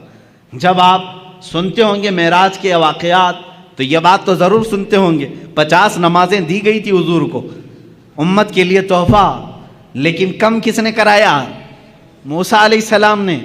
یہ 4تھے آسمان پر یا 5ویں آسمان پر ملتے تھے، حضور پاک صلی اللہ تعالیٰ علیہ وسلم سے ملاقات ہوئی، رب تعالیٰ کے متعلق پوچھا، کہا آپ کی امت یہ 50 نمازیں نہیں پڑھ سکے گی، کم کرائیں۔ 5 کم ہوئی، 5 کم ہوئی، 5 کم ہوئی، 9 مرتبہ میرے آقا گئے۔ کہاں پر؟ اپنے رب کی بارگاہ میں 9 مرتبہ۔ یہاں سب پہلے سے طے تھا، نمازیں بچنی 5 ہی ہیں۔ اللہ کو تو معلوم تھا، اللہ رب العزت قادر مطلق ہے، یہ 9 مرتبہ گھومنے پھرنے کا معاملہ کیا ہے؟ اوج پر جانا میرے حضور کا ہے۔ حضور پاک صلی اللہ تعالیٰ علیہ وسلم بار بار جا رہے ہیں۔ موسیٰ علیہ السلام کو جب معلوم تھا کہ یہ امت 5 سے زیادہ نہیں پڑھ سکتی تھی تو جب 50 حضور لے آئے تھے سیدھے کہہ دیتے اے رسول جائیں ڈائریکٹ 45 کم کرا کے آ جائیں. موسیٰ علیہ السلام نے ایک بار بھی نہیں کہا اور کم کرائیں. کتنا یہ نہیں, اور کم کرائیں اور کم کرائیں. 5 بچے رہ گئے جبکہ موسیٰ علیہ السلام اب بھی کہہ رہے تھے اور کم کرائیں. یہ حدیث پاک میں اللہ کے نبی صلی اللہ علیہ وسلم نے آخر میں فرمایا اب مجھے حیا آتی ہے کم کرانے میں. حضور نے آخر میں فرمایا اب اس کی حکمت جو سیرت نگار بزرگان دین ہیں فرماتے ہیں بات در حقیقت نمازوں کے کم کرانے کی نہیں تھی. موسیٰ علیہ الصلوۃ والتسلیم جو کوہ طور پر جلوہ دیکھ نہ سکے تھے وہ نگاہ مصطفیٰ میں دیکھ رہے تھے. میرے آقا صلی اللہ تعالیٰ علیہ وسلم کی نگاہوں میں دیکھ رہے تھے. تازہ جلوہ ہے, ابھی رب کو دیکھ کر یہ بندہ آیا ہے. اللہ رب العزت کا خصوصی بندہ, اس کا حبیب, اس کا محبوب ابھی یہ جلوہ دیکھ کر آیا ہے. رب تبارک و تعالیٰ کے جلوے ان کی آنکھوں میں سمائے ہوئے تھے. موسیٰ علیہ السلام یہ کہتے ہیں کہ انہی جلووں کو ان آنکھوں سے دیکھ لوں, پھر بھیجتے کہ تازہ پھر دیکھ کر کے آئیں گے, پھر میرے مولا کے جلوے ان کی آنکھوں میں دیکھنے کو ملیں گے. اسی لیے تو اعلیٰ حضرت نے فرمایا کس نے یہ دیکھا موسیٰ سے پوچھے کوئی, آنکھ والوں کی ہمت پہ لاکھوں سلام. حضور پاک صلی اللہ تعالیٰ علیہ وسلم نے بھی موسیٰ علیہ السلام کو منع نہیں کیا بلکہ بار بار جاتے رہے, اس لیے کہ اپنے رب کا دیدار بار بار ہوتا رہا. اللہ نے بھی یہ نہیں فرمایا ایک ہی ساتھ کم کر دیا جائے, اس لیے کہ میرا حبیب بار بار آتا رہے. یہ نمازوں کے کم کرانے کا سلسلہ تو تھا لیکن ایک دوسرے کی محبت کا بھی معاملہ تھا. موسیٰ علیہ الصلوۃ والتسلیم جو جلوہ کوہ طور پر براہ راست نہ دیکھ سکے لیکن دیکھے تو کس کے ذریعے سے دیکھے, میرے مصطفیٰ کی نگاہوں کے ذریعے سے دیکھا. اسی لیے اعلیٰ حضرت نے فرمایا وہ جہنم میں گیا جو ان سے مستغنی ہوا, ہے خلیل اللہ کو, میں کہتا ہوں ہے کلیم اللہ کو حاجت رسول اللہ کی, ہے کلیم اللہ کو حاجت رسول اللہ کی. ہر نبی کو رہی ہے میرے مصطفیٰ کی حاجت, ہر نبی کو رہی ہے میرے آقا صلی اللہ تعالیٰ علیہ وسلم کی حاجت. اور یہ بات آپ سنیں گے قیامت کے دن انشاءاللہ. اذهبوا الی غیری ہر نبی کہے گا اور سارے کہیں گے ایک ہی ہے جو آج سفارش کر سکتا ہے, تمہاری بھی کرے گا اور ہماری بھی کرے گا, وہ نام ہے محمد عربی صلی اللہ علیہ وسلم کا. عزیزان گرامی وقار, مصطفیٰ کریم صلی اللہ تعالیٰ علیہ وسلم کی افضلیت پاک. ابراہیم علیہ السلام کو اللہ نے خلیل بنایا لیکن اپنے نبی کو کیا بنایا, حبیب بنایا. اللہ کے رسول کیا ہیں, حبیب ہیں. اور ان کے بعد اب یہاں پر حضور پاک صلی اللہ تعالیٰ علیہ وسلم کے صبر کو لیں, شکر کو لیں, آپ کے تمام جلال موسوی کو, جمال عیسوی کو, حسن یوسفی کو لیں, سب چیزوں میں ایک نرالی شان دکھتی ہے. حسن کی بات آئی ہے تو عرض کروں, یوسف علیہ السلام کو حسن جو ہے معجزے میں ملا تھا. معجزہ کسے کہتے ہیں, معجزہ وہ جو عام انسان کی سمجھ میں نہ آئے, عام انسان کی سمجھ میں نہ آ سکے. یوسف علیہ السلام اتنے حسین تھے, اتنے حسین کہ لوگ یہ سمجھتے تھے, سوچتے تھے کیا انسان بھی ایسا ہو سکتا ہے, اتنا حسین. لوگ آج فلمیں بنا کر کے ان کا کیریکٹر دکھا رہے ہیں, تم کہاں سے یوسف کا ثانی لا سکو گے, نہیں پیدا کر سکو گے. بلکہ ان کے زمانے کے لوگ تو یہ کہتے تھے ہمیں تو یہ لگتا ہے فرشتہ ہے, بعض تو کہتے تھے کہ فرشتہ ہے, انسان ایسا کیسے ہو سکتا. حسن جو ان کو ملا تھا, جمال, وہ معجزہ تھا, معجزہ تھا یوسف علیہ السلام کا حسن. اور بڑے واقعات ہیں قرآن پاک میں, پورا سورہ یوسف ہے. ان کے جمال پر کون کون فریفتہ نہیں تھا.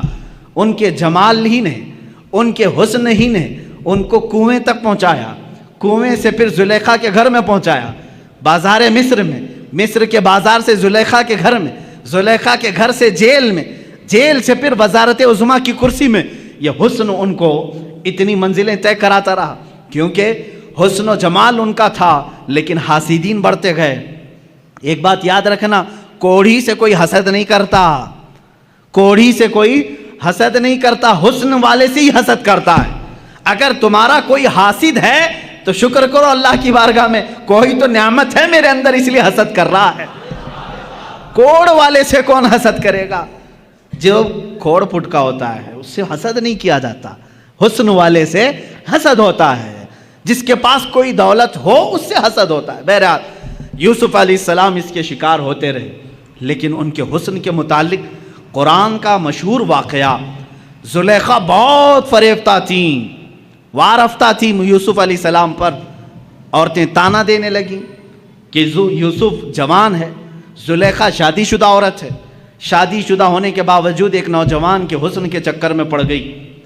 ان تمام طعنوں کو سن کر کے زلیخا نے ایک دعوت کی تھی، دعوت میں شہر کی امیر عورتوں کو بلایا تھا، سب کے ہاتھوں میں ایک لیمو اور ایک چھری دی تھی، کہا میں جب کہوں تب یہ کاٹ دینا۔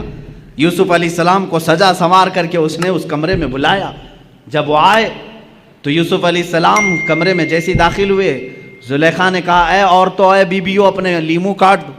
عورتیں وہ حسن یوسف کو پہلی بار دیکھ رہی تھی اور یوسف علیہ السلام کا جمال دیکھنے میں ایسے ماہ ہو گئیں، غرق ہو گئیں، ڈوب گئیں کہ لیمو چھوٹ گیا، انگلیاں کٹ گئیں، چاروں انگلیاں کٹ گئیں، تیز چاقو دیر ہوگی، سب کٹ گئی۔ یوسف علیہ السلام جب چلے گئے تب انہیں لگا ارے انگلیاں کٹ گئیں۔ مجھے یہ بتاؤ، یہ واقعہ آپ نے سنا تھا نا؟ قرآن کا واقعہ ہے، سورہ یوسف 12ویں پارے میں یہ موجود ہے، جا کر پڑھ لینا۔ یہ حسن یوسف ہے، لیکن آؤ حسن مصطفیٰ کے دربار میں۔ میرے آقا صلی اللہ تعالیٰ علیہ وسلم کا جمال کیا تھا؟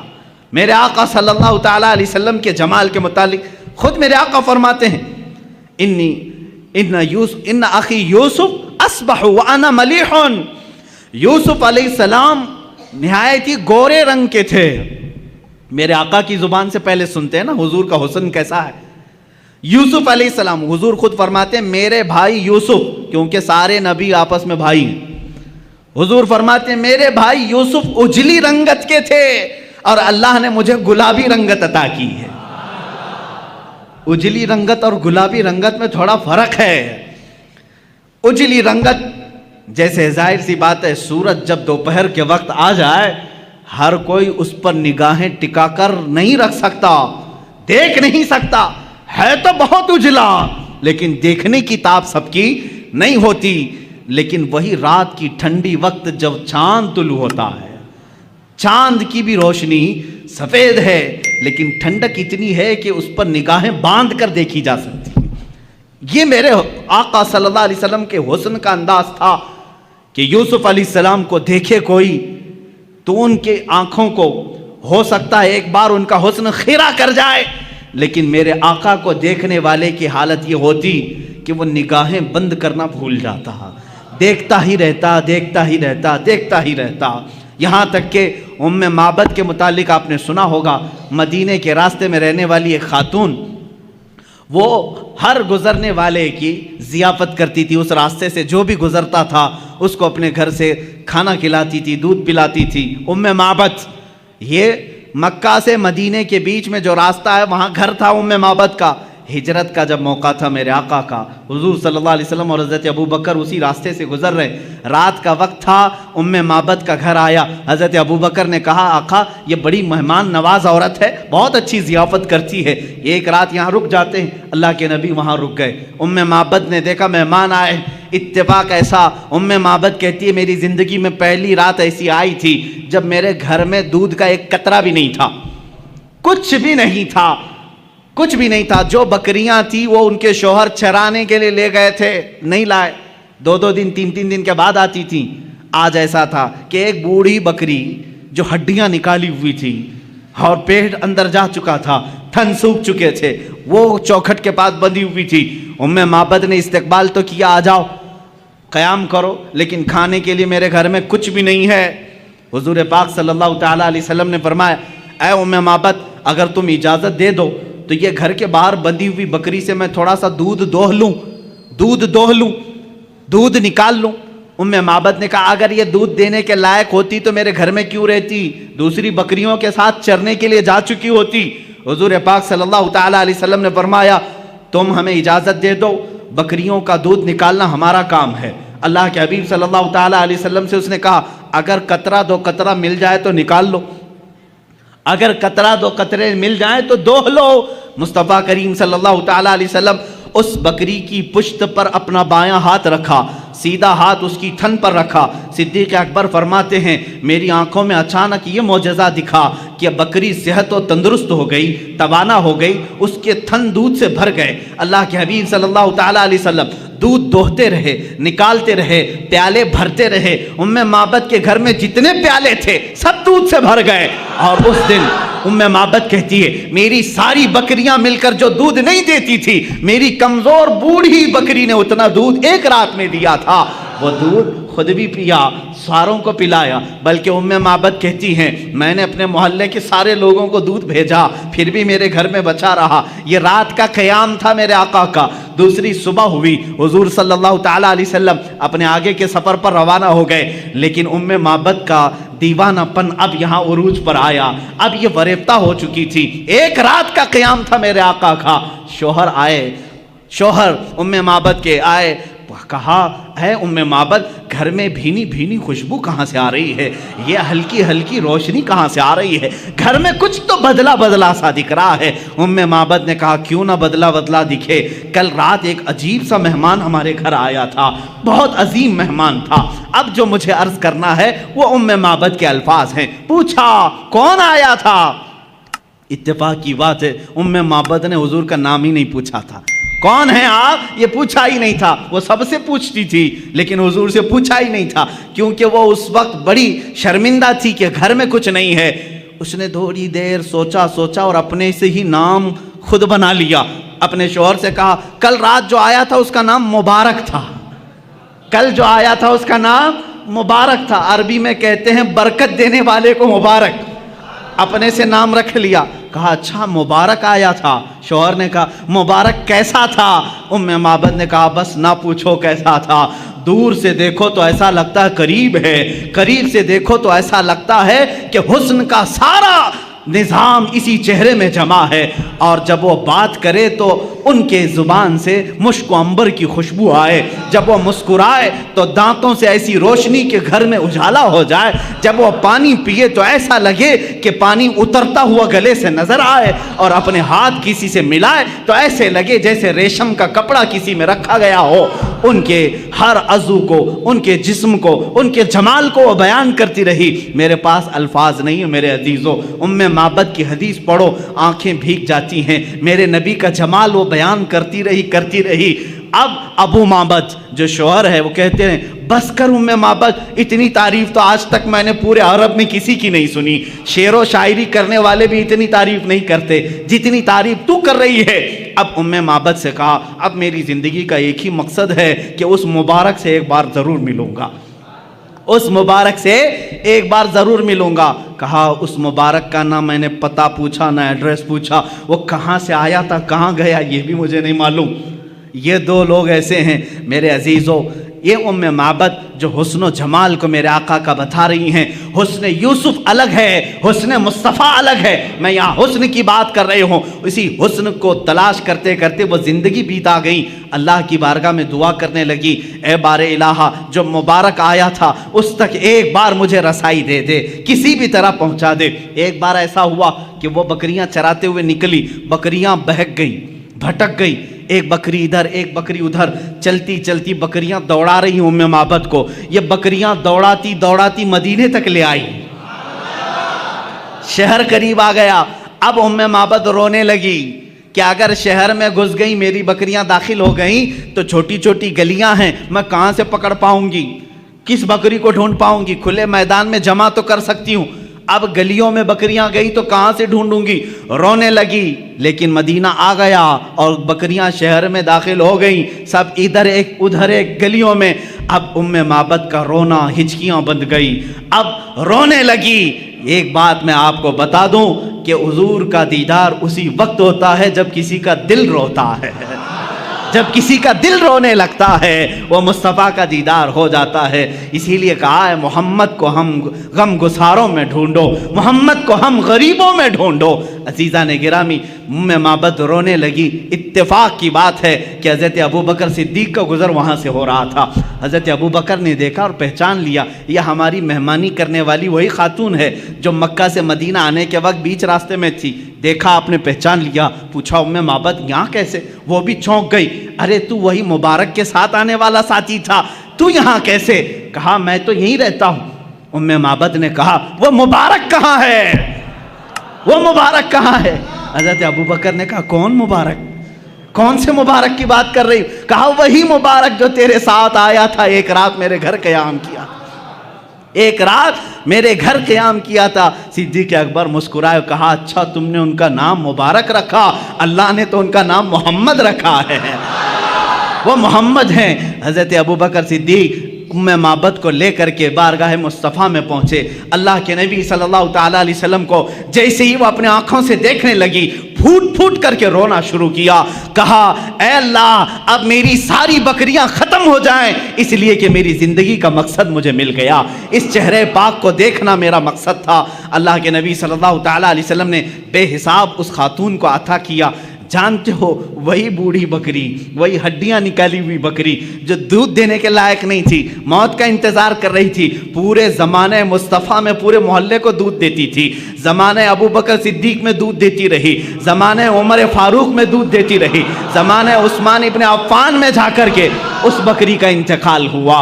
عزیزان گرامی، یہ تھی میرے مصطفیٰ کریم صلی اللہ تعالیٰ علیہ وسلم کے حسن و جمال کی کیفیت کہ جو ایک بار دیکھ لے وہ زندگی پھر اسی حسن کی یاد میں گزارتے، اسی حسن کی یاد میں گزارتے۔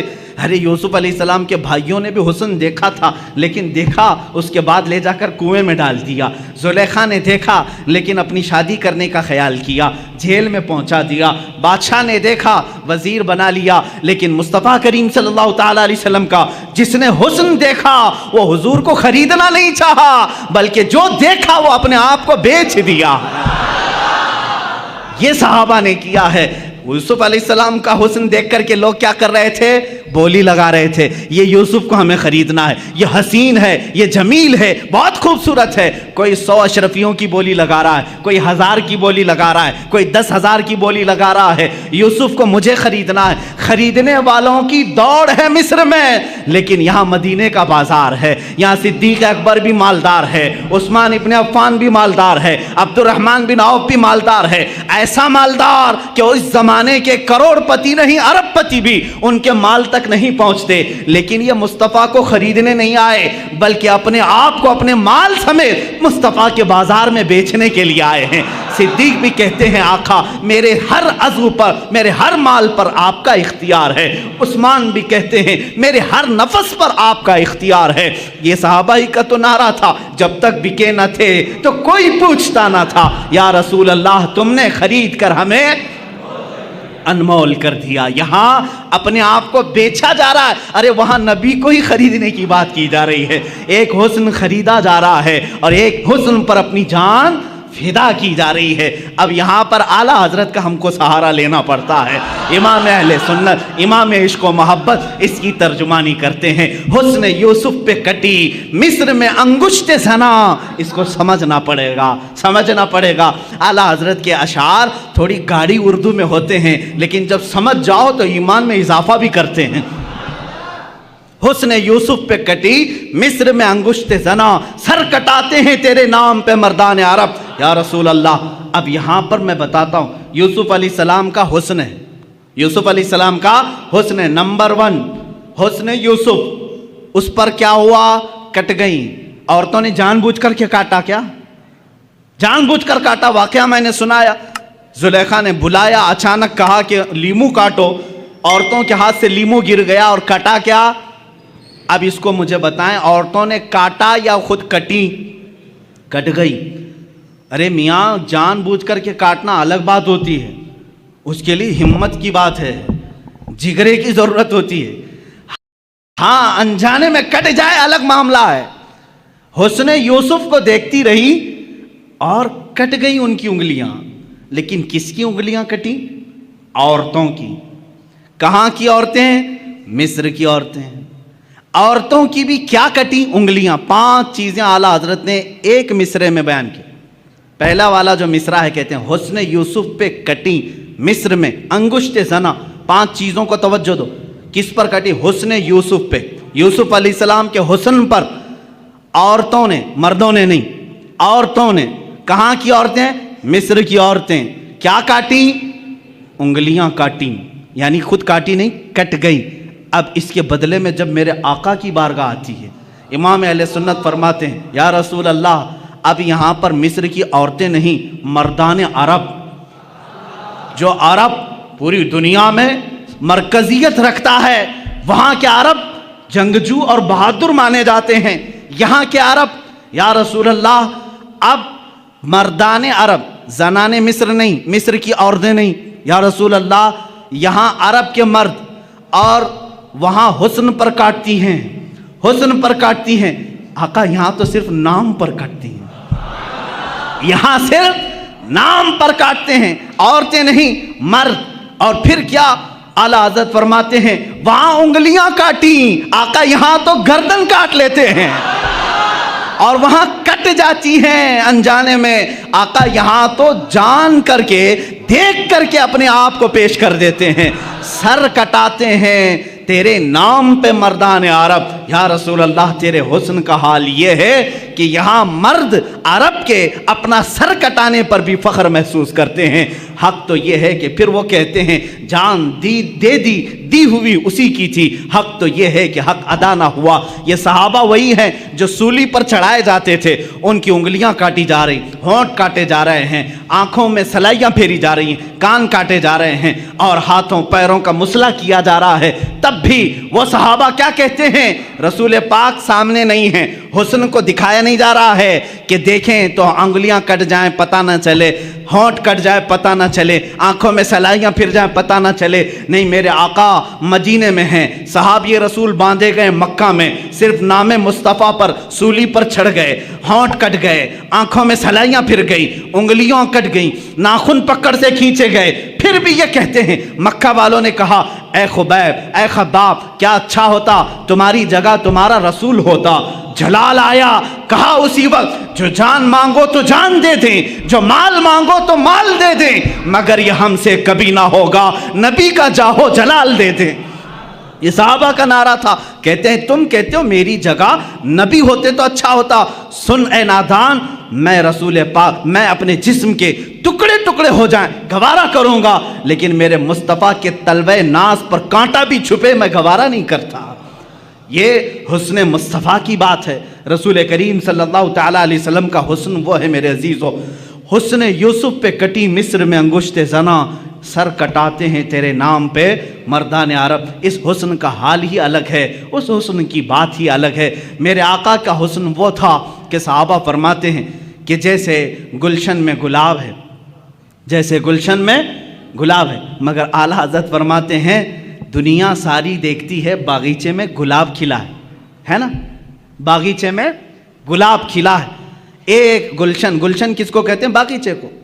باغیچے میں موگرا بھی ہے، چمپا بھی ہے اور گلاب بھی ہے، چمیلی بھی ہے، لیکن جب گلشن میں گلاب کھلتا ہے سب سے حسین لگتا ہے۔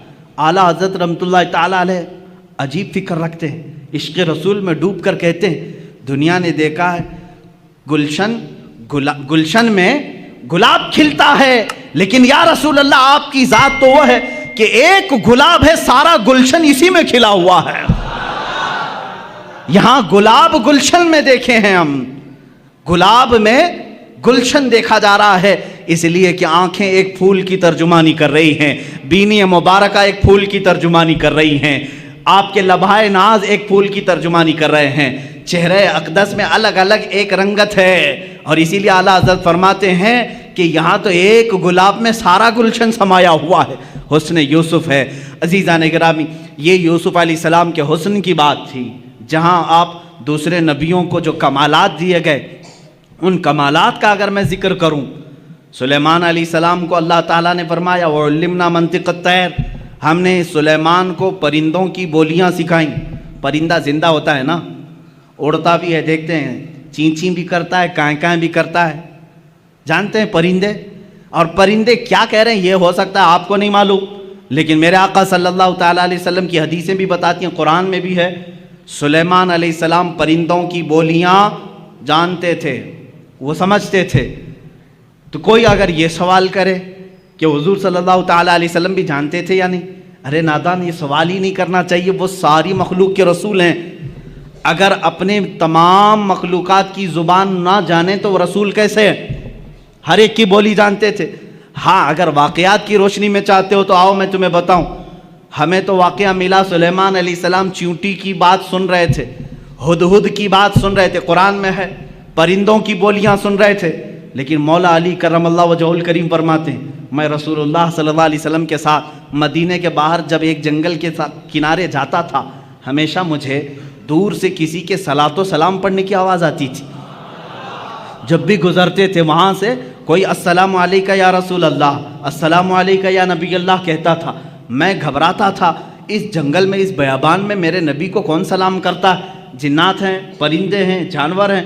एक दिन पूछ लिया, आका इस भरे जंगल में आपको कौन सलाम करता है? रसूल करीम सल्लल्लाहु ताला अलैहि वसल्लम ने मुस्कुराया, कहा ए अली ये पहाड़ देख रहे हो? कहा हाँ। इस पर एक पत्थर है? कहा हाँ। उस पर कोने पर एक जो पत्थर है, वो पत्थर रोज़ाना मुझ पर सलाम भेजा करता है। हुजूर सल्लल्लाहु ताला अलैहि वसल्लम उसका सलाम। अब मैं यहाँ बात बताऊँ, यहाँ तो सुलेमान अलैहिस्सलाम परिंदों की बोलियाँ जानते थे कुरान, और यहाँ मौला अली करमल्लाहु वजहुल करीम पत्थरों की बोलियाँ समझ रहे हैं। जिस रसूल को वो पत्थर सलाम भेज रहा है, सुना किसने पहले? उस पत्थर की बोली समझी किसने पहले? वो बाबुल इल्म हैदर करार अली मुर्तदा, वो नबी नहीं, उम्मती जब पत्थर की बोली समझता है तो रसूल किसकी बोली ना समझते हो? किस किस की बोली ना समझते हो? परिंदों की बोलियों की बात आई, हुजूर पाक सल्लल्लाहु ताला अलैहि वसल्लम पत्थर की बोली। एक बात ये भी समझ लें आप, पत्थर तो कभी हमने उड़ते हुए भी नहीं देखा, आवाज़ करते हुए भी नहीं देखा, लेकिन नबी सलाम करते हुए सुन रहे हैं।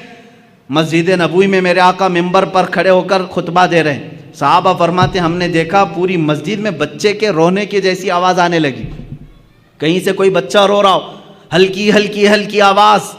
सहाबा इधर उधर देखने लगे, कहीं कोई बच्चा दिखा नहीं। थोड़ी देर के बाद मेरे आका सल्लल्लाहु ताला अलैहि वसल्लम मिंबर से उतर आए, मस्जिद के बाहर दरवाजे के तक पहुँचे। वहाँ एक लकड़ी पड़ी हुई थी। ये वही लकड़ी है, ये वही असा है जिसको हुजूर सल्लल्लाहु ताला अलैहि वसल्लम अपने हाथ में लेकर खुतबा देते थे। जब मिंबर बन गया तो उस खुद लकड़ी को आपने छोड़ दिया। हुजूर सल्लल्लाहु ताला अलैहि वसल्लम उस लकड़ी को उठाते, अपने सीने से लगाया, अपने कानों के पास लगाया, और फिर उसको पकड़ करके खुतबे के लिए तशरीफ़ लाए। सहाबा ने पूछा, बीच खुतबे में आप उतरे, लकड़ी को उठाया, ये क्या मामला? हुजूर फरमाते हैं तुमने जो रोने की आवाज़ सुनी वो इसी लकड़ी की रोने की आवाज़ थी। ये लकड़ी मेरे जुदाई के गम में रो रही थी। जब तक मैं इसको हाथों में रखता था ये खुश थी, सारे लकड़ियों पर फ़ख्र करती थी, और जब मैंने इसे छोड़ दिया तो ये सिसकने लगी, रोने लगी, बिलकने लगी, और इसका रोना मुझसे देखा ना गया। मैं खुतबा छोड़कर मिंबर से उतर आया, मैंने इसको हाथों में उठाया, ये मुझसे कहने लगी, ऐ अल्लाह के रसूल, आपने मुझे अपने हाथों में रख कर के इज़्ज़त से नवाजा था, मैं दूसरों पर फ़ख्र करती, आका मुझे हमेशा अपने साथ रखें। मैंने इसको अपने साथ रखने की बात कही, ये लकड़ी खामोश हो गई। अजीज़ा ने गिरामी, ये वो रसूल हैं जो बेजान लकड़ी के रोने पर भी मिंबर से खुतबे से छोड़कर नीचे उतर आते हैं। ये खुतबे से लकड़ी की आवाज़ सुन सकते हैं। फिर वो कैसा उम्मती है जो ये कहता है रसूल उम्मती की आवाज़ नहीं सुन सकते, तू बहरा है, तू गूंगा है, तेरा अकीदा ख़राब है। हमारा अकीदा तो ये है, रसूल अगर लकड़ी के रोने को गवारा नहीं कर सकते, मेरा अकीदा ये कहता है उम्मती रोएगा, मेरा नबी फरियाद रसी के लिए पहुँचेगा, दस्तगीरी के लिए आएगा। यहाँ तुम्हें रहनुमाई हासिल करने के लिए फिर बरेली के ताजदार के पास पहुँचना होगा। वो कहता है आशिक रसूल, हम यहाँ से पुकारे वो वहाँ से सुने, मुस्तफ़ा की समाअत पे लाखों सलाम, दूर नज़दीक के सुनने वाले वो काने लाले करामत पे लाखों सलाम। अजीज़ा ने गिरामी वक़ा, ये बोलियाँ समझने की बात थी। एक बार मक्का मुकर्रमा की ही बात है या मदीने तैयबा की, मक्का में गालिबन लोगों में एक बात मशहूर हो गई कि फ़लाँ एक जगह जो पत्थर है, मूर्ति है, उसका पुजारी पूजा करता है। अचानक ऐसा हो गया कि वो हुजूर सल्लल्लाहु ताला अलैहि वसल्लम की शान में बुरे बुरे कलमात कह रहा। कौन? पत्थर, मूर्ति बोल रही थी, मूर्ति बोल रही थी। जो पत्थर की मूर्ति थी उसकी वो पूजा करते थे, इबादत करते थे। मूर्ति बोलने लगी तो सब खुश हो गए जितने दुश्मन थे कि हाँ आज हमारा भगवान सही बोला। अब तक तो हम हुजूर के बारे में खुद ही बोल रहे थे, पत्थर बोलने लगा। यहाँ तो डुप्लीकेट बना करके बोलवाया जाता है। आप ये मत समझें कि ये वो ज़माना नहीं था कि पीछे से बैटरी और सेल लगा करके मूर्ति को बुलवाया जा रहा हो। सेल भी नहीं था, बैटरी भी नहीं थी, कोई कनेक्शन भी नहीं था। ہاں یہاں ہم سنتے ہیں اس طرح سے کہ کچھ خدا ایسے ہیں جو دودھ پیتے ہیں، پانی پیتے ہیں، لیکن انہی لوگوں کو معلوم بھی ہے وہ کہاں جاتا ہے پانی، کہاں جاتا ہے دودھ، جو لوگ اس طرح کی حرکتیں کرتے ہیں۔ لیکن مکہ میں جو ہوا وہ حقیقت میں ہوا، پتھر جو بول رہا تھا حقیقت میں بول رہا تھا۔ یہ وہ زمانہ نہیں ہے کہ مشین لگا کر کے بلوایا جا رہا ہو۔ تو صحابہ پریشان ہوئے، جنہوں نے صحابہ سے آ کر کے کہا دیکھو تمہارے محمد کے بارے میں ہمارا خدا کیا کہہ رہا ہے، محمد صلی اللہ تعالیٰ علیہ وسلم کے بارے میں وہ کہہ رہا ہے وہ جھوٹے ہیں معاذ اللہ۔ حضور کے پاس آئے، صحابہ نے کہا آقا ایسا ایسا حادثہ ہو گیا ہے کہ فلاں پجاری کا جو بت ہے اس کا جو خدا ہے وہ بول رہا ہے، وہ بھی آپ کی شان میں برے جملے کہہ رہا ہے۔ حضور نے فرمایا ڈرتے کس بات کے ہو، چلو میں بھی سن لیتا ہوں کیا کہتا، میں بھی چلتا ہوں۔ حضور نے پیغام بھیجا، سارے لوگ جمع ہو گئے، بھیڑ جمع ہو گئی، خدا بول رہا ہے، حضور کی شان کے خلاف بول رہا ہے۔ ان کے لیے تو بڑی دلیل تھی، بڑی دلیل تھی۔ حضور صلی اللہ تعالیٰ علیہ وسلم نے یہ پوچھ لیا ان سے کہ تمہارا جو خدا بولتا ہے وہ سچ بولتا ہے؟ سبوں نے کہا بالکل سچ بولتا ہے، 100% سچ بولتا ہے۔ حضور نے یہ اقرار کروایا سچ بول رہا ہے، کہا بالکل سچ بول رہا ہے۔ اس وقت تک کیوں کہہ رہے تھے وہ؟ اس لیے کہ حضور کے خلاف بول رہا تھا۔ سارے صحابہ کو حضور لیے اور اس بت کے پاس گئے۔ جب پہنچے تو بڑی بھیڑ تھی، بھیڑ ہٹائی گئی۔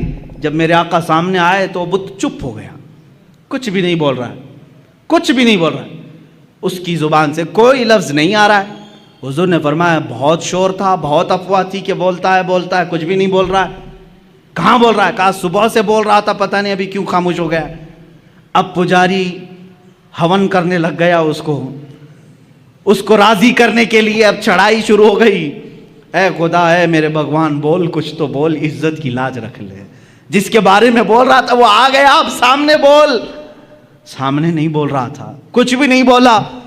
حضور صلی اللہ تعالیٰ علیہ وسلم نے پجاری کو کہا تو ہٹ جا، تو ہٹ جا۔ یہ بول رہا تھا، میں کہتا ہوں اے پتھر کیا تو بول رہا تھا؟ پھر سے بول کر سنا۔ حضور کا حکم ہوا، پتھر کی زبان سے آواز آنے لگی، اشہد ان لا الہ الا اللہ، اشہد ان محمدن رسول اللہ۔ میں گواہی دیتا ہوں کہ اللہ کے سوا کوئی معبود نہیں، میں گواہی دیتا ہوں کہ محمد اللہ کے رسول ہیں صلی اللہ تعالیٰ علیہ وسلم۔ جیسے ہی آپ نے یہ سنا، آپ نے ارشاد فرمایا لوگو تم نے کہا تھا تمہارا خدا 100% سچ بولتا ہے، سچ بولتا ہے، اب اس کی بات پر عمل کر لے جاؤ۔ لیکن غصے کے مارے اس بت کو انہوں نے توڑ دیا، مار دیا، ٹکڑے کر دیا۔ اب ہم دوسرا بنائیں گے، یہ نہیں چاہیے، یہ نہیں چاہیے، یہ گمراہ ہو گیا۔ کون گمراہ ہوا؟ خدا گمراہ ہو گیا۔ یہ نہیں چاہیے، یہ حضور کی بات کر رہا ہے، دوسرا چاہیے۔ یہ ہے جب کسی کے دل پر مہر لگ جائے وہ حقیقت کو نہیں سمجھتا۔ عزیزان گرامی اوقات، حضور پاک صلی اللہ تعالیٰ علیہ وسلم نے بلوایا کس کو؟ پرندوں کو، جانوروں کو نہیں، پتھروں کو بھی۔ سلیمان علیہ السلام کی فضیلت اپنی جگہ پر کہ ان کو پرندوں کی بولیاں سکھائی گئی، مگر میرے مصطفیٰ صلی اللہ تعالیٰ علیہ وسلم تو پتھروں اور لکڑیوں کی بھی زبان جانتے تھے، لکڑیوں کی بھی زبان جانتے تھے۔ اب آئیں حضور پاک صلی اللہ تعالیٰ علیہ وسلم کے کمالات کے اعتبار سے دو چیزیں کہہ کر کے میں اپنی گفتگو کو سمیٹتا ہوں۔ یقیناً صبر ایوب کی جب بات آتی ہے اس کا مثل کوئی نہیں۔ ایوب علیہ السلام نے کمال کا صبر کیا ہے، اور صبر کا جب نام آتا ہے تو ایوب علیہ السلام کا نام ساتھ میں آتا ہے۔ آپ نے بارہا سنا ہوگا، اللہ تعالیٰ نے آپ کو آزمائش میں رکھا۔ اللہ تبارک و تعالیٰ نے سیدنا ایوب علیہ السلام کو ایسا نہیں کہ شروع سے بیماری میں رکھا، شروع سے ساری نعمتیں نکال لی، نہیں۔ ایوب علیہ السلام بڑے مالدار تھے، بہت اولاد والے تھے، کافی بیویاں آپ کی تھیں، 16 یا 27 بیویاں آپ کی کتاب میں شمار کی گئیں، کئی اولاد آپ کی تھی، مویشی تھے، جانور تھے، جائیدادیں تھیں، باغیچے تھے، بہت کچھ تھا آپ کے پاس۔ لیکن ایک بار اللہ تعالیٰ نے آزمائش کا حکم دیا، اب آزمایا جائے۔ پھر ان کے ایک ایک چیزیں غائب کی گئیں، ضائع کی گئیں، ان کے جانور مرے، ان کی اولاد کا انتقال ہوا، ان کی بیویاں فوت ہوئیں، باغیچے ہلاک ہو گئے، جائیدادیں ختم ہو گئی، حتیٰ کہ آپ کے جسم پاک میں بھی بیماری ڈال دی گئی، بہت تیز بخار آپ کو رہتا، یہاں تک کہ آپ کا جسم گل چکا تھا، اتنی شدت کا بخار آپ کو دیا گیا، لیکن اس وقت تک آپ صبر کرتے رہے، صبر کرتے رہے۔ صبر میں آپ ہی کا تو نام لیا جاتا ہے، لیکن میرے عزیزو وہ صبر ان کا معجزہ تھا۔ لیکن میرے آقا صلی اللہ علیہ وسلم کی زندگی پاک کو اگر میں بتاؤں، مصطفیٰ کریم صلی اللہ تعالیٰ علیہ وسلم وہ ذات ہے جب وہ دنیا میں تشریف لانے والے ہیں، دنیا میں ان کے آمد سے 6 ماہ پہلے ہی ان کے والد کا وصال ہو چکا ہے، انتقال پہلے ہی ہے۔ آپ میں سے سب کے باپ ہوں گے یا ماں ہوں گی، والدین کا سایہ کتنی اہمیت رکھتا ہے جانتے ہیں آپ؟ میرے مصطفیٰ صلی اللہ تعالیٰ علیہ وسلم دنیا میں تشریف لائے تو یتیمی کی حالت میں آئے ہیں، وہ یتیم پیدا ہوئے ہیں، عبداللہ کے در یتیم ہیں۔ اپنے باپ کو پیدا ہونے سے 6 ماہ پہلے ہی اللہ تبارک و تعالیٰ نے ان کی روح قبض فرمائی، لیکن یہ صبر نہیں ہے تو اور کیا ہے؟ بچے نے آنکھ کھولی۔ مکہ کا ماحول ایسا تھا کہ بچوں کو دودھ پلانے کے لیے ماں کے پاس نہیں دور رکھا جاتا تھا۔ اس رواج کے اعتبار سے پہلے دن حضور اکرم صلی اللہ تعالیٰ علیہ وسلم کو یا دوسرے دن ہی حضور کو حلیمہ سعدیہ کی گود میں دے دیا گیا، ماں کے پاس نہیں۔ حلیمہ سعدیہ کے گھر جو مکہ مکرمہ سے بھی تقریباً 150 کلومیٹر کا دور کا سفر ہے، کون بچہ ہے آج دنیا میں جو اپنی ماں سے کو چھوڑ کر پہلے دن سفر کر رہا ہو؟ پہلے دن مجھے یاد ہے جب میں 11 سال کا تھا، مجھے دور پڑھنے کے لیے بھیجا جا رہا تھا، پورا سفر روتا ہوا گیا تھا، ماں کے آنچل سے لپٹ کر کے، باپ کے سینے سے لگ کر کے، بھائیوں کو چھوڑتا ہوا دیکھ کر کے، کون غم کے آنسو نہیں روتا؟ ایک بچہ جو اپنے گھر سے جاتا ہے ہوش و حواس میں، مجھے معلوم ہے میرے عزیزو ہجرت کیا چیز ہوتی ہے، جب چھوڑ کر کے اپنے عزیزوں کو جاتے ہیں۔ اس رسول کو زندگی پاک کو پڑھو، یہ صبر نہیں ہے تو اور کیا ہے؟ جو پیدائش کے پہلے دن اپنی ماں سے 150 کلومیٹر دور حلیمہ سعدیہ کے ساتھ چلے گئے۔ حلیمہ سعدیہ نے 2 سال اپنے گھر رکھا، دودھ پلایا، اور اس کے بعد واپس لا کر کے بی بی آمنہ کے گھر دے دیتی ہیں۔ سیدہ آمنہ رضی اللہ تعالیٰ عنہ حضور صلی اللہ تعالیٰ علیہ وسلم کی تربیت فرماتی رہیں۔ لیکن یہاں اب گھر میں کون کون ہیں؟ حضور صلی اللہ تعالیٰ علیہ وسلم کے خاندان۔ خود میرے آقا فرماتے ہیں 6 سال کی عمر ہی تھی کہ حضرت آمنہ کے ساتھ مدینے گئے تھے، جب اس کا نام یثرب تھا، وہ حضور کا ننیال تھا، حضرت آمنہ کے گھر والوں کا، خاندان والوں کا شہر تھا۔ واپسی کے وقت بی بی آمنہ بیمار ہوئیں، تنہا رسول پاک صلی اللہ تعالیٰ علیہ وسلم حضرت آمنہ کے ساتھ سفر میں ہیں، اور آپ کے والد گرامی کی ایک کنیز ہے حضرت عبداللہ کی لونڈی ام ایمن، ساتھ سفر میں ہیں۔ 3 لوگ سفر پر ہیں، مدینے سے مکہ جا رہے ہیں، 450 کلومیٹر کا سفر۔ 6 سال کی عمر کا بچہ کر رہا ہے اپنی ماں کے ساتھ، بیمار ماں کے ساتھ، اپنے باپ کی کنیزہ کے ساتھ۔ بیچ میں مقام آتا ہے، مقام ابوا۔ آمنہ کہتی ہیں اب مجھ سے چلا نہیں جا رہا ہے، اب میری طاقت جواب دے گئی ہے۔ وہیں ماں سو گئیں، رسول کریم صلی اللہ تعالیٰ علیہ وسلم سرہانے کے پاس بیٹھے، کبھی پانی سے منہ پر چھڑکیاں دیتے، کبھی اپنی ماں کا سر اپنی گود پر رکھتے، اور پیشانی کو دیکھا گرم تپ رہی ہے۔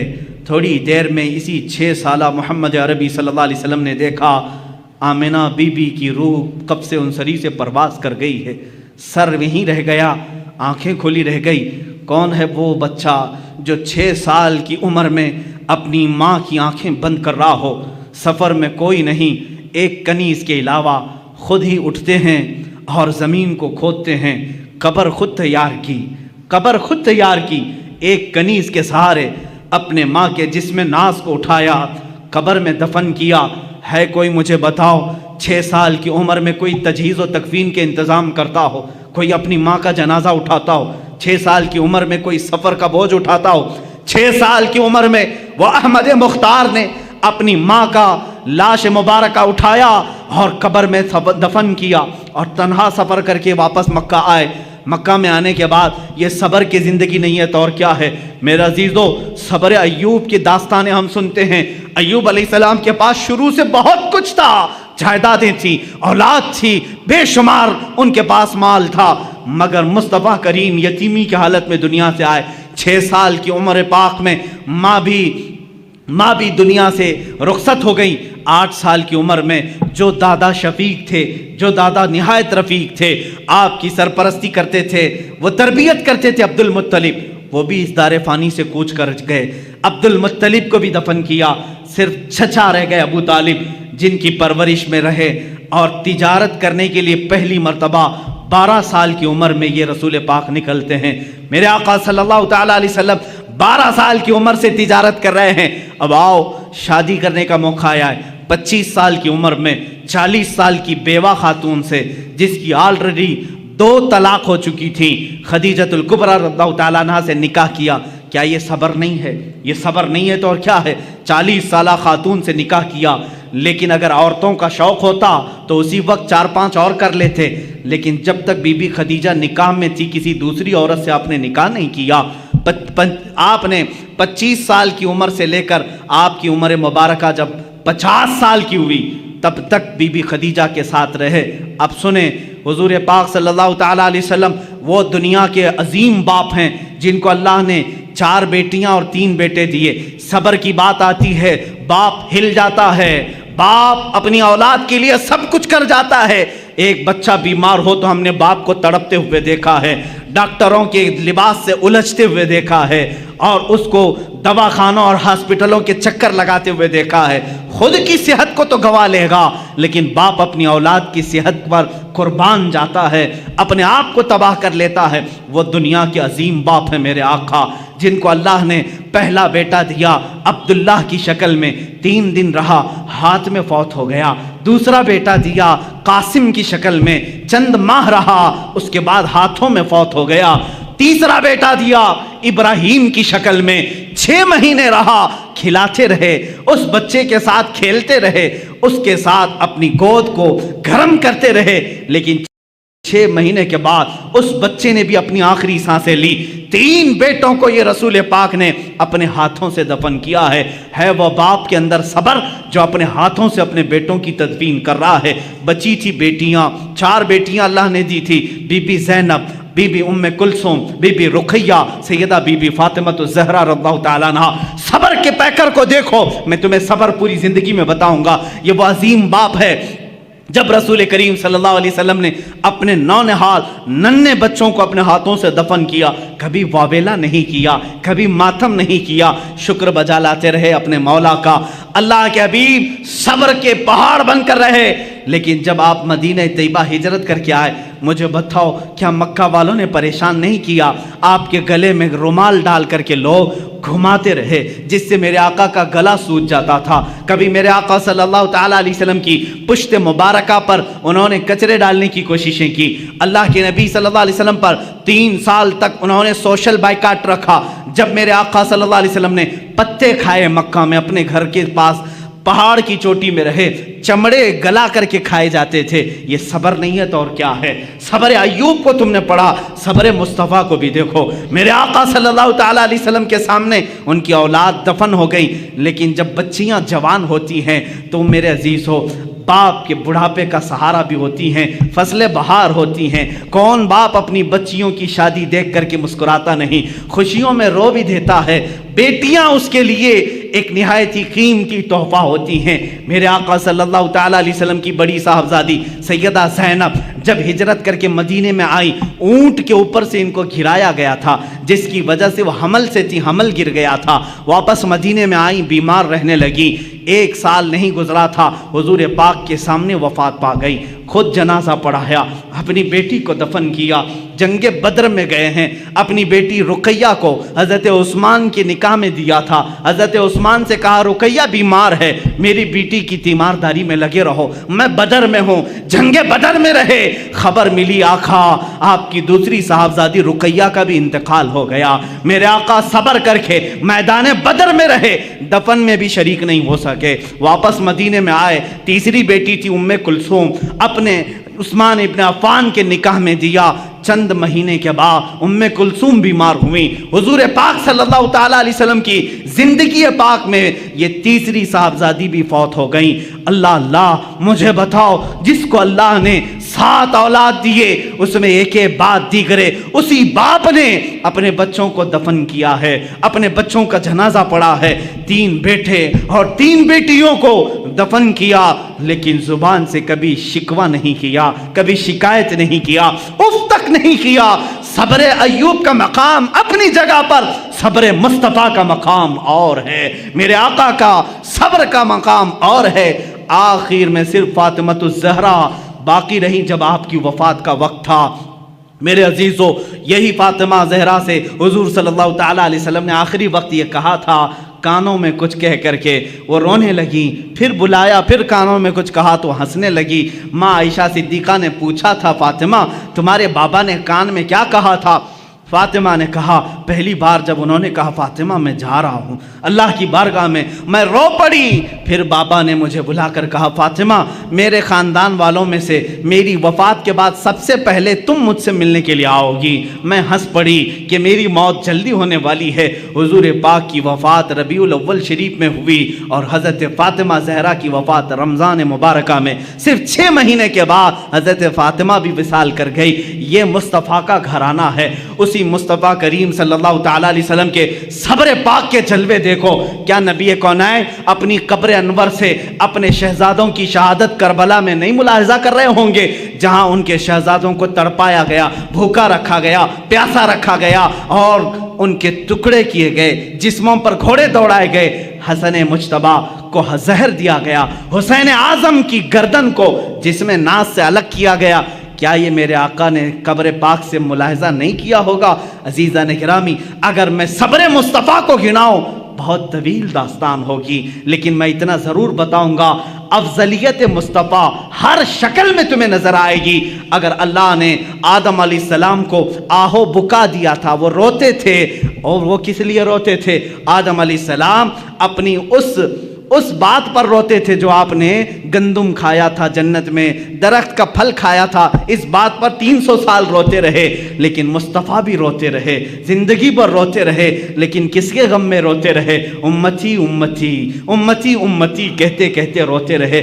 یہ ناز الگ ہیں، اسی لیے امام اہل سنت نے کہا ہے، اللہ کیا جہنم اب بھی نہ سرد ہوگا، رو رو کے مصطفیٰ نے دریا بہا دیے ہیں۔ میرے عزیزو، رونے میں آپ بے مثال ہیں، جانوروں کی بولیاں سننے میں بے مثال ہیں، حسن یوسف میں بے مثال ہیں، ثبات و استقامت میں بے مثال ہیں۔ اسی لیے شاعر نے جو کہا اسی بات پر میں کہتا ہوں اپنی گفتگو کو، ہاں ایک بات رہ گئی ہے، وہ عطا کرنے میں بھی بے نیاز ہیں، وہ رحم کرنے میں بے مثال ہیں، رحم کرنے میں بھی بے مثال ہیں۔ ایک ہی مثال میں بتا دوں، ایک بار موسیٰ علیہ السلام نے قارون سے کہا تھا، تیرے پاس بہت خزانے ہیں، زکوٰۃ دے دے۔ اس نے کہا کہ کچھ کم کراؤ، 25% زکوٰۃ دینی تھی۔ موسیٰ علیہ السلام نے رعایت کرائی اللہ سے کہ اس کو کچھ کم کر دے مولا۔ اللہ نے کم اتنا کر دیا کہ 1000 میں 1 روپے دے۔ کتنے؟ 1000 میں 1۔ اس کے حساب سے کیلکولیشن کیا تو قارون کے بہت سارے خزانے زکوٰۃ میں جا رہے ہیں۔ اس مالدار نے جس کی چربی چڑھی ہوئی تھی مال کی، نہیں دینے کا ارادہ کیا، موسیٰ علیہ السلام پر الزام لگایا برے کام کا، موسیٰ علیہ السلام کو جلا لایا۔ آپ نے کہا اے زمین اسے نگل جا، زمین پھٹ گئی، قارون اندر جانے لگا، قارون اندر جانے لگا، وہ بار بار دعائی دینے لگا، بچا لو بچا لو بچا لو۔ موسیٰ علیہ السلام نے اس کی ایک بھی نہیں سنی، تو نے مجھ پر الزام لگایا۔ پھر آخر میں اس نے کہا کیا میرے خزانے پر قبضہ کرنا چاہتے ہو؟ موسیٰ علیہ السلام نے زمین سے کہا ہے زمین اس کے خزانے بھی نگل جا۔ سارے خزانے بھی زمین بوس ہو گئے، قارون بھی زمین میں تہس نہس ختم ہو گیا۔ 1 ٹائم 1 شاٹ۔ یہ موسیٰ علیہ السلام، اس سے پہلے بھی ایک فرعونی کو ایک گھونسا مارا تھا آپ نے، وہ مری گیا تھا۔ مصطفیٰ کریم صلی اللہ علیہ وسلم ہجرت کر کے مدینہ جا رہے ہیں، لالچ میں کئی لوگ پیچھے پڑ گئے تھے، ایک شخص سراقہ، یہ بھی پیچھے آ گیا، دوسرے تو کوئی پا نہیں سکے، سراقہ پا لیا۔ حضرت ابوبکر نے کہا آقا سراقہ دیکھ لیا ہے ہم کو، وہ تیر کمان لے کر کے آ رہا ہے ہمیں گرفتار کرنا، کیونکہ مکہ والوں نے کہا تھا جو محمد اور اس کے ساتھی کو لے آئے گا 100 اونٹ انعام میں دیے جائیں۔ حضور نے کہا اچھا اسی لالچ میں آ رہا ہے۔ حضور نے بھی فرمایا اے زمین سراقہ کو پکڑ لے۔ موسیٰ علیہ السلام نے قارون کو کہا تھا، میرے آقا نے سراقہ کو کہا، زمین کھل گئی، سراقہ گھٹنے تک چلا گیا، لیکن یہاں معاملہ الگ ہے۔ سراقہ نے کہا اے محمد تم کریم ابن کریم ابن کریم ہو، تمہارا معاف کرنے میں کوئی مثل نہیں ہے، مجھے معاف کر دو، میں اپنے ارادے سے باز آتا ہوں۔ حضور پاک نے کہا اے زمین سراقہ کو چھوڑ دے۔ یہ شان مصطفیٰ ہے، یہ شان مصطفیٰ ہے۔ سراقہ کو چھوڑ دے، زمین کھل گئی، سراقہ باہر آیا، لیکن ارادہ پھر بدلا۔ تھوڑی دیر کے بعد وہ پھر پیچھے پڑ گیا۔ حضور نے کہا زمین سراقہ کو پکڑ لیں۔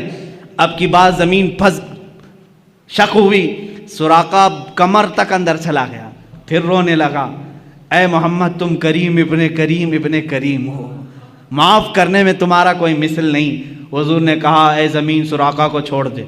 زمین کھل گئی، پھر سراقہ نکل گیا۔ جا رہا تھا، سوچا ایک بار اور ٹرائی کر لوں۔ تیسری بار پھر پیچھے پڑ گیا، پھر قریب آیا۔ حضور نے فرمایا اے زمین سراقہ کو پکڑ لے۔ یہاں پکڑایا بھی جا رہا ہے، معاف بھی کرایا جا رہا ہے، پکڑایا بھی جا رہا ہے، معاف بھی کرایا جا رہا ہے۔ اسی لیے میں نے کہا موسیٰ علیہ السلام کے زمانے میں ہوتا ون ٹائم ون شاٹ، ایک ہی بار میں ایک ہی شاٹ پر ختم۔ یہاں چھوڑنے کی تیسری مرتبہ جب وہ دھس گیا گردن تک، حضور نے فرمایا اے سراقہ تو 100 اونٹوں کی لالچ میں میرے پیچھے پڑ گیا، میری نگاہیں دیکھ رہی ہیں قیصر و کسریٰ کے کنگن تیرے ہاتھ میں آنے والے ہیں۔ قیصر و کسریٰ اس زمانے کے امریکہ یورپ کی طرح سپر پاور تھے، ان کے بادشاہوں کے پاس سونے کے کنگن تھے، وہ کسی عام آدمی کے خواب و خیال میں نہیں آتے۔ میرے آقا نے ڈائریکٹ پکڑنے کے لیے جو آ رہا ہے اسی کو کہا تیرے ہاتھ میں قیصر و کسریٰ کے کنگن دیکھ رہا ہوں۔ سراقہ کو یقین نہیں ہوا، کہا ایسا کہہ رہے ہو؟ اسی وقت ایمان لے آئے، میں ایمان لاتا ہوں محمد صلی اللہ علیہ وسلم اللہ کے رسول ہیں۔ زمین کو کہا چھوڑ دے۔ وہاں ایک بار میں پکڑا گیا، ایک بار میں قارون دفن بھی ہو گیا۔ یہاں ایک بار نہیں، 2 بار نہیں، 3 بار وہ بھی حملہ کرنے کے لیے آ رہا ہے۔